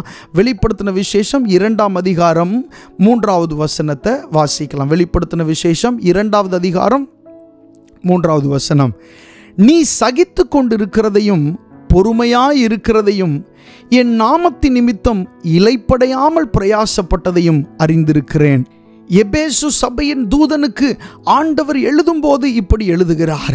ஆமென். நீ சகித்து கொண்டிருக்கிறாய், அநேக காரியத்தை நீ சகித்து கொண்டிருக்கிறாய், நீ பொறுமையாயிருக்கிறாய், என் நாமத்தின் நிமித்தம் இளைப்படையாமல் பிரயாசப்படுகிறதையும் நான் அறிந்திருக்கிறேன் என்று ஆண்டவர் சொல்லுகிறார். எபேசு சபையின் தூதனிடத்தில் ஆண்டவர் சொல்லும்போது ஆமென் அவனை மெச்சிக்கொண்டு பேசுகிறார், அவனை புகழ்ந்து பேசுகிறார். இதுபோல ஆண்டவர் உங்களை குறித்து பேசுவாரா? ஆண்டவர் என்னை குறித்து பேசுவாரா? இளைப்படையாமல் என் மகன் பிரயாசப்பட்டான், இளைப்படையாமல் என் மகள் பிரயாசப்பட்டாள் என்று நம்மை குறித்து ஆண்டவர் சொல்லுவாரா? கொஞ்சம் அந்த காரியத்தை நீங்கள் யோசித்து பாருங்கள். கர்த்தருடைய நாமம் மகிமைப்படுவதாக. ஆமென். ஆண்டவர் நம்மிடத்திலே எதிர்பார்க்கிறது என்ன? இளைப்படையாமல் நாம் பிரயாசப்பட வேண்டும். ஹல்லேலூயா. இளைப்பு வரும், இளைப்பு வராதுன்னு இல்லை, இளைப்பு வரும். ஆனால் இளைப்பு அடையாமல் பிரயாசப்பட வேண்டும். ஆமென். சோர்ந்து போகாமல் நாம் பிரயாசப்பட வேண்டும், தொய்ந்து போகாமல் பிரயாசப்படணும். ஆமென். இதனுடைய முடிவில் நிச்சயம் அற்புதம் உண்டு என்று விடாப்பிடியாக நீங்கள் போராட வேண்டும். இந்த இளைப்பின் ஆவியில் இருந்து ஆண்டவர் இந்த நாளிலே நம்மை விடுவிக்கிறார். ஹல்லேலூயா. கர்த்தருடைய நாமம் மகிமைப்படுவதாக. ஆண்டவர் நம்மிடத்தில் எதிர்பார்க்கிறது அதுதான். இளைப்படையாமல் என் மகன் பிரயாசப்பட்டான், இந்த காரியத்திற்காக இளைப்படையாமல் ஜெபித்தான், இந்த காரியத்திற்காக இளைப்படையாமல் முழங்காலில் நின்றான், இந்த காரியத்திற்காக இளைப்படையாமல் என்னை தேடினான், இந்த காரியத்திற்காக இளைப்படையாமல் என்னை சேவித்தான் என்று சொல்லி ஆண்டவர் நம்மை குறித்து சாட்சி பகர வேண்டும். அந்த ஏழை விதவை குறித்து இயேசு கிறிஸ்து சொன்ன போது ஒரு ஊமையை சொன்னார் அல்லவா? சோர்ந்து போகாமல் எப்பொழுதும் நாம் ஜெபிக்க வேண்டும் என்று சொல்லி இயேசு கிறிஸ்து ஒரு ஊமையை சொன்னார். அந்த ஊமையிலே ஒரு ஏழை விதவை, அந்த பெண் தனக்கும் தன்னுடைய எதிராளிக்கும் இருக்கிற அந்த விஷயத்திலே நியாயம் கிடைக்க வேண்டும் என்று சொல்லி ஒரு நியாயாதிபனை, ஒரு கொடிய குணமுள்ள ஒரு நியாயாதிபனை அவள் போய் சந்தித்தாள். அந்த நியாயாதிபன் ஆமென் தேவனுக்கு பயப்படாதவன், மனுஷரை மதியாதவன், அப்படிப்பட்டவனாய் இருந்த போதிலும் அடிக்கடி போய் தொந்தரவு செய்தாள். எப்படியாகிலும் எனக்கும் என்னுடைய எதிராளிக்கும் இருக்கிற காரியத்திலே நீ நியாயம் செய்ய வேண்டும். முடிவிலே எப்படியோ அந்த நியாயாதிபன் இந்த விதவைக்கு அடிக்கடி என்னை தொந்தரவு செய்கிறாள் என்று சொல்லி அவளுக்கு ஒரு நியாயத்தை அங்கே வழங்குகிறதை நாம் வேதத்தில் என்ன செய்கிறோம்? வாசிக்கிறோம். இயேசு கிறிஸ்து அந்த ஊமையை நம்மிடத்தில் சொல்லி இருக்கிறார். வேத புஸ்தகத்தில் அதை நமக்கு எழுதி தந்திருக்கிறார். பாருங்க, இளைப்படையாமல் அந்த விதவை சென்றாள், ஒவ்வொரு நாளும் சென்றாள். பொல்லாத அந்த நியாயாதிபதியே, பொல்லாத குணமுள்ள அந்த நியாயாதிபதியே அப்படி இறங்கி கிரியை செய்ய முடியும் என்று சொன்னால், உங்களையும் என்னையும் சிருஷ்டித்தவர், உங்களையும் என்னையும் படைத்தவர், அவரால் தெரிந்து கொள்ளப்பட்ட நம் விஷயத்திலே அவர் நீடிய பொறுமையுள்ளவராயிருந்து அவர் கிரியை செய்ய அவர் உண்மையுள்ளவராயிருக்கிறார். ஹல்லேலூயா. இளைப்படையாமல் நீங்கள் பிரயாசப்பட வேண்டும். இளைப்படையாமல் பிரயாசம் வரும், இளைப்புகள் வரும், ஆனால் நீங்கள் அதை மேற்கொண்டு ஜெபம் பண்ண வேண்டும். பல நாட்கள் நான் செய்துவிட்டேன் என்று சொல்லி ஆமென் உங்களுக்குள்ளே மனதுக்குள்ளே வரும், ஆனால் நீங்கள் அதை மேற்கொண்டு பிரயாசப்பட ஆண்டவர் உங்களுக்கு உதவி செய்வாராக. அடுத்ததாக, இளைப்படையாமல் எப்படி நாம் ஓடுவது? இந்த வாழ்க்கை பிரயாணத்திலே இளைப்படையாமல் எப்படி நாம் ஓடுவது? ஏனென்றால் நிறைய நேரங்கள் அது நமக்கு வந்து விடுகிறது, மனசலிப்பு வந்து விடுகிறது, விடாய்த்த அனுபவம் வந்து விடுகிறது. எப்படி நான் ஓடுவது? வாசிக்கலாமா? ஏசாயா தீர்க்கதரிசன புஸ்தகம் 40வது அதிகாரம் நல்ல உற்சாகமாக எடுத்து நம்ம வாசிக்கலாம். ஏசாயா தீர்க்கதரிசன புஸ்தகம் 40வது அதிகாரம் ஆமென் 29, 30, 31 ஆகிய 3 வசனங்களை வாசிக்கலாம். ஏசாயா 40, 29 முதல் 31 வாசிக்கலாம். சோர்ந்து போகிறவனுக்கு அவர் பலன் கொடுத்து சத்துவம் இல்லாதவனுக்கு சத்துவத்தை என்ன செய்கிறார்? பெருக பண்ணுகிறார். இளைஞர் இளைப்படைந்து சோர்ந்து போவார்கள், வாலிபரும் இடறி விழுவார்கள். கர்த்தருக்கு காத்திருக்கிறவர்களோ புதுபலன் அடைந்து கழுகுகளைப் போல செட்டைகளை அடித்து எழும்புவார்கள். அவர்கள் ஓடினாலும் இளைப்படையார்கள், நடந்தாலும் சோர்ந்து போகார்கள் என்று சொல்லப்பட்டிருக்கிறது. எப்படி இளைப்படையாமல் ஓடுகிறது அப்படின்னு சொன்னால், கர்த்தருக்கு காத்திருந்தால் நீங்கள் இளைப்படையாமல் என்ன செய்ய முடியும்? ஓட முடியும். சோர்ந்து போகிறவனுக்கு ஆண்டவர் என்ன செய்கிறார்? பலன் கொடுக்கிறார். சத்துவம் இல்லாதவனுக்கு சத்துவத்தை பெருக பண்ணுகிறார். எப்போ?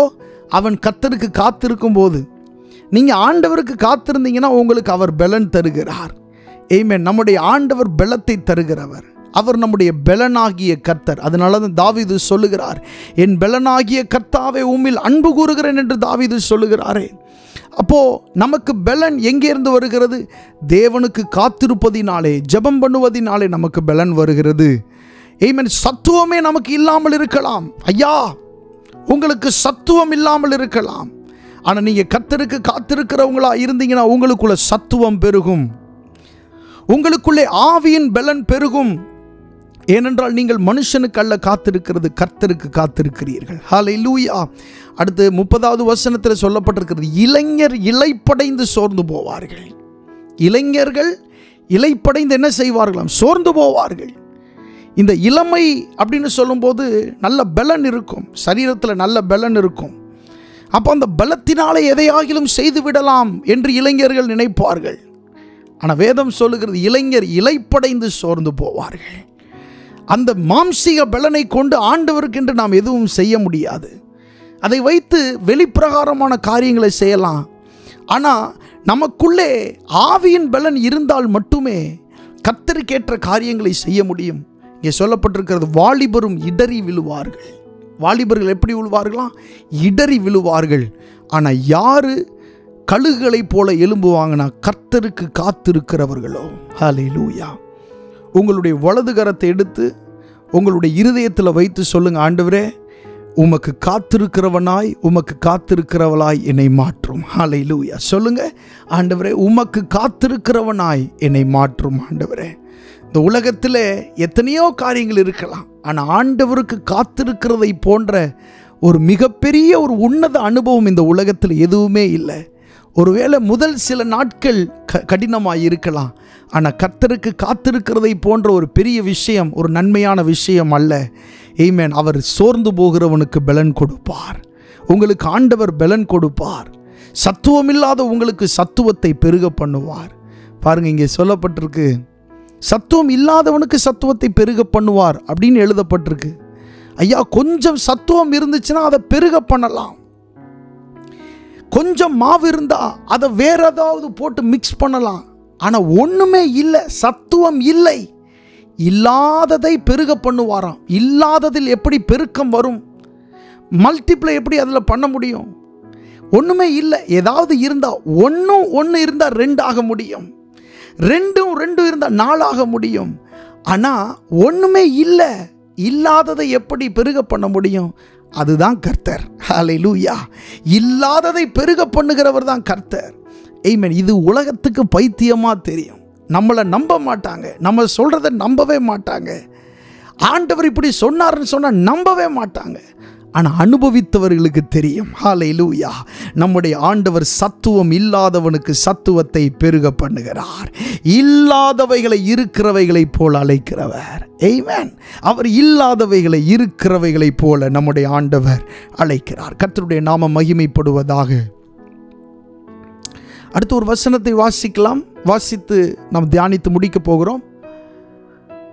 ஏசாயா தீர்க்கதரிசன புஸ்தகம் 28வது அதிகாரம் 11, 12 ஆகிய வசனங்கள் வாசிக்கலாம். ஏசாயா 28வது அதிகாரம் 11, 12 ஆகிய வசனங்களை சேர்ந்து வாசிக்கலாம். வாசிக்கலாமா? பரியாச உதடுகளினாலும் அந்நிய பாஷைகளினாலும் இந்த ஜனத்தோட பேசுவார். இதுவே நீங்கள் இளைத்தவனை இளைப்பார பண்ணத்தக்க இளைப்பாறுதல், இதுவே ஆறுதல் என்று அவர்களோட அவர் சொன்னாலும் கேட்க மாட்டோம் என்கிறார்கள். பாருங்க, இந்த வசனத்தில் சொல்லப்பட்டிருக்கிறது, பரியாச உதடுகளினாலும் அந்நிய பாஷையினாலும் இந்த ஜனத்தோடே பேசுவார். இதுவே நீங்கள் இளைத்தவனை இளைப்பார பண்ணத்தக்க இளைப்பாறுதல், இதுவே ஆறுதல் என்று அவர்களோட அவர் சொன்னாலும் கேட்க மாட்டோம் என்கிறார்கள். 11வது வசனத்தில் 12வது வசனத்தில் 2 வசனமும் என்ன சொல்லுகிறதுன்னு சொன்னால், அபிஷேகம் இளைப்புகளை மாற்றும். அபிஷேகத்தில் நீங்கள் நிறைந்து அந்நிய பாஷைகளை பேசி ஜெபம் பண்ணீங்கன்னா உங்களுடைய இளைப்புகள் மாறும். உங்களுடைய விடாய்த்த அனுபவங்கள் மாறும். அபிஷேகம் நுகங்களை முறிக்கும். அபிஷேகம் ஆளுகையை தரும். அபிஷேகம் அற்புதத்தை செய்யும். இப்படி அபிஷேகம் பல ரீதிகளிலே இருந்தாலும் இந்த வசனம் சொல்லப்படுகிறது, பரியாச உதடுகளினாலும் அந்நிய பாஷையினாலும் இந்த ஜனத்தோடே அவர் பேசுவார். ஹல்லேலூயா, ஆமென். பரியாச உதடுகளினாலும் அந்நிய பாஷையினாலும் இந்த ஜனத்தோடே ஆண்டவர் என்ன செய்வாராம்? பேசுவார். விசுவாசிக்கிறவர்களால் நடக்கும் அடையாளங்களாவன என் நாமத்தினாலே பிசாசுகளை துரத்துவார்கள், நவமான பாஷைகளை பேசுவார்கள் என்று இயேசு கிறிஸ்து சொன்னாரே. பாருங்க, இங்கே சொல்லப்பட்டிருக்கு பாருங்க, பரியாச உதடுகளினாலும் அந்நிய பாஷையினாலும் இந்த ஜனத்தோட ஆண்டவர் என்ன செய்வார்? பேசுவார். அபிஷேகத்தில் நீங்கள் நிரம்பி ஜெபம் பண்ணும்போது, ஆவியில் நிரம்பி ஜெபம் பண்ணும்போது உங்களுடைய சோர்ந்து போன அனுபவங்கள் மாறும். அதுதான் உங்களுக்கு இளைப்பாறுதல் அப்படின்னு ஆண்டவர் சொல்றாரு. இளைத்தவனை இளைப்பாற பண்ணத்தக்க இளைப்பாறுதல். உங்களுக்கு இளைத்து போன உங்களுக்கு இப்போ என்ன தேவை? இளைப்பாறுதல். நான் ஏற்கனவே சொன்னேன், இளைப்பாறுதல் என்பது இளைப்பு நீங்கி ஆறுதல் அடைதல் அப்படின்னு அர்த்தம். அதான் இளைப்பு ஆறுதல். இளைப்புல இருந்து நீங்கி ஆறுதல் அடைவது தான் இளைப்பாறுதல். இளைப்பு மாறணும். இளைப்பு நிறைய அபாயங்களை கொண்டு வரும். இளைப்பு ஆசீர்வாத குறைவுகளை கொண்டு வரும். இளைப்பு ஒரு கேப், ஆண்டவருக்கும் உங்களுக்கும் இடையில் ஒரு இடைவெளியை கொண்டு வந்துடும். அதனால் அபிஷேகத்தில் நிரம்பி நீங்கள் ஜெபம் பண்ணும்போது ஆமென், உங்களுக்குள்ள ஒரு இளைப்பாறுதல் கிடைக்கும். ஆனால் ஆண்டவர் என்ன சொல்றார்? இதுவே ஆறுதல் என்று அவர்களோட அவர் சொன்னாலும் கேட்க மாட்டோம் என்கிறார்கள். அநேகர் கேட்கிறதில்லை. ஆமென். அபிஷேகத்திலே நீங்கள் நிரம்பி ஜெபம் பண்ணும்போது என்ன நடக்கும் என்று சொன்னால், உங்களுக்குள்ளே இளைப்பாறுதல் வரும். ஹல்லேலூயா, இளைப்பாறுதல் வரும். கர்த்தருடைய நாமம் மகிமைப்படுவதாக. இன்றைக்கு அநேக காரியங்களை நாம் தியானித்திருக்கிறோம். ஆண்டவர் நமக்கு சொல்லி தந்திருக்கிறார் வேத புஸ்தகத்தின் வாயிலாக. இந்த இளைப்புகள் எல்லாம் மாறி சமாதானமுள்ள ஒரு ஜீவனம் செய்ய, உற்சாகமுள்ள ஒரு ஜீவனம் செய்ய, மகிழ்ச்சியான ஒரு ஜீவனம் செய்ய ஆண்டவர் நமக்கு உதவி செய்வாராக. வேதம் சொல்லுகிறது, கர்த்தருக்குள் மகிழ்ச்சியாக இருப்பதே உங்களுடைய பலன் என்று சொல்லப்பட்டிருக்கிறது. நீங்கள் கர்த்தருக்குள்ளே மகிழ்ச்சியாக இருக்க வேண்டும். கர்த்தருக்குள்ளே உங்களை நீங்கள் திடப்படுத்தி கொள்ள வேண்டும். கர்த்தருடைய நாமம் மகிமைப்படுவதாக. அப்படியே சில நிமிடங்கள் கண்களை மூடி நம்ம ஜெபம் பண்ணுவோம். ஹல்லேலூயா. நன்றி செலுத்துகிறோம் ஆண்டவர். எல்லா விதமான இளைப்பின் அனுபவங்கள் இயேசுவின் அதிகாரமுள்ள நாமத்திலே மாறுகிறதற்காக நன்றி. எல்லா விதமான இளைப்பின் அனுபவங்களை நீர் மாற்றுகிறதற்காக உமக்கு நாங்கள் நன்றி செலுத்துகிறோம் ஆண்டவரே. விடாய்த்த அனுபவங்கள், மனசலிப்பின் அனுபவங்கள் ஆண்டவரே, தொய்ந்து போன நிலைகள், அப்பா இனிமேல் நடக்கவே நடக்காது என்கிற எண்ணத்தோடு உள்ள சிந்தைகள் எல்லாம் இப்போ மாறுகிறதற்காக நன்றி. இனிமேல் நடக்கவே நடக்காது என்று எண்ணிக்கொண்டிருக்கிற அந்த சிந்தைகள் எல்லாம் இப்போ மாறுகிறதற்காக நன்றிப்பா. ஆண்டவரே, அநேக நேரத்தில் என் வார்த்தைகளை தருகிறீர். ஆனால் அந்த வார்த்தைகளை விசுவாசித்து எடுக்கிறது கூட ஆண்டவரை பலன் இல்லாத அளவுக்கு இளைத்து ஆண்டவரை போன நிலைகளை நீர் அறிந்திருக்கிறீர். இந்த நாளிலே ஆண்டவர் இந்த வார்த்தைகளை கேட்டுக்கொண்டிருக்கிற ஒவ்வொரு தேவ பிள்ளைகளின் மேலும் விசேஷித்த ஆண்டவரே உம்முடைய பலன் கடந்து வரும்படியாக நாங்கள் ஜெபம் பண்ணுகிறோம். ஆண்டவர், விசேஷித்த உம்முடைய பலன் அவர்கள் மேலே கடந்து வரும்படியாக ஜெபம் பண்ணுகிறோம் ஆண்டவரே. அப்பா, இலைப்படைந்தவனுக்கு சமயத்திற்கேற்ற வார்த்தையை சொல்லும்படி கல்விமானின் நாவை கர்த்தர் எனக்கு தந்தருளினார். வேதத்தில் சொல்லப்பட்டிருக்கிறது. ஆண்டவர், இலைப்படைந்தவர்களுக்கு சமயத்திற்கேற்ற வார்த்தையை நீர் கொடுத்திருக்கிறீர். தேவைக்கேற்ற வார்த்தை நீர் கொடுத்திருக்கிறீர். சோர்வுகளை மாற்றியிருக்கிறீர். ஹல்லேலூயா. ஆண்டவரே, அநேக அபாயமான சூழ்நிலைகள் வருகிறதே ஆண்டவரே, ஸ்தோத்திரம். உம்முடைய வசனத்தின் மூலமாக அவைகளை உணர நீர் செய்கிறதற்காக ஸ்தோத்திரம் ஆண்டவரே.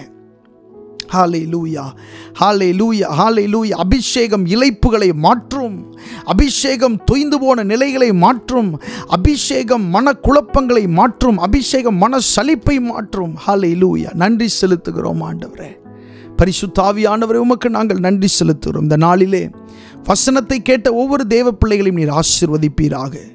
ஆண்டவர், இந்த நாட்களிலே இளைப்புகள் மாறி ஆண்டவர் விசுவாசத்தோடு முன் செல்ல தேவன் உம்முடைய பிள்ளைகளுக்கு உதவி செய்யும்படியாக ஜெபம் பண்ணுகிறோம். ஆண்டவரே, விசேஷமாக இந்த எல்லை பட்டணத்திற்காக ஜெபிக்கிறோம். இங்கே வாழ்ந்து கொண்டிருக்கிற தமிழ் ஜனங்களுக்காக நன்றி.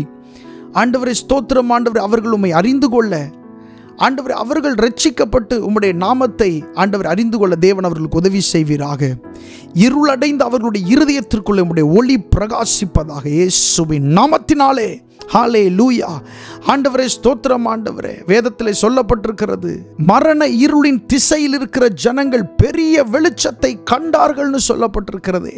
ஆண்டவரே, மரணத்தின் திசையில் இருக்கிற எல்லை பட்டணத்தில் இருக்கிற தமிழ் ஜனங்கள், ஆண்டவரே ஸ்தோத்திரம், அங்கே இருந்து திரும்பி அவர்கள் ஒளிக்கு நேரே நடந்து வருவார்களாக, ஆச்சரியமான ஒளிக்கு நேரே அவர்கள் வருவார்களாக என்று சொல்லி நாங்கள் ஜெபம் பண்ணுகிறோம். ஆண்டவரே, இந்த வார்த்தைகளை கேட்டுக்கொண்டிருந்த ஒவ்வொரு தேவ பிள்ளைகளுக்காக ஜெபிக்கிறோம்.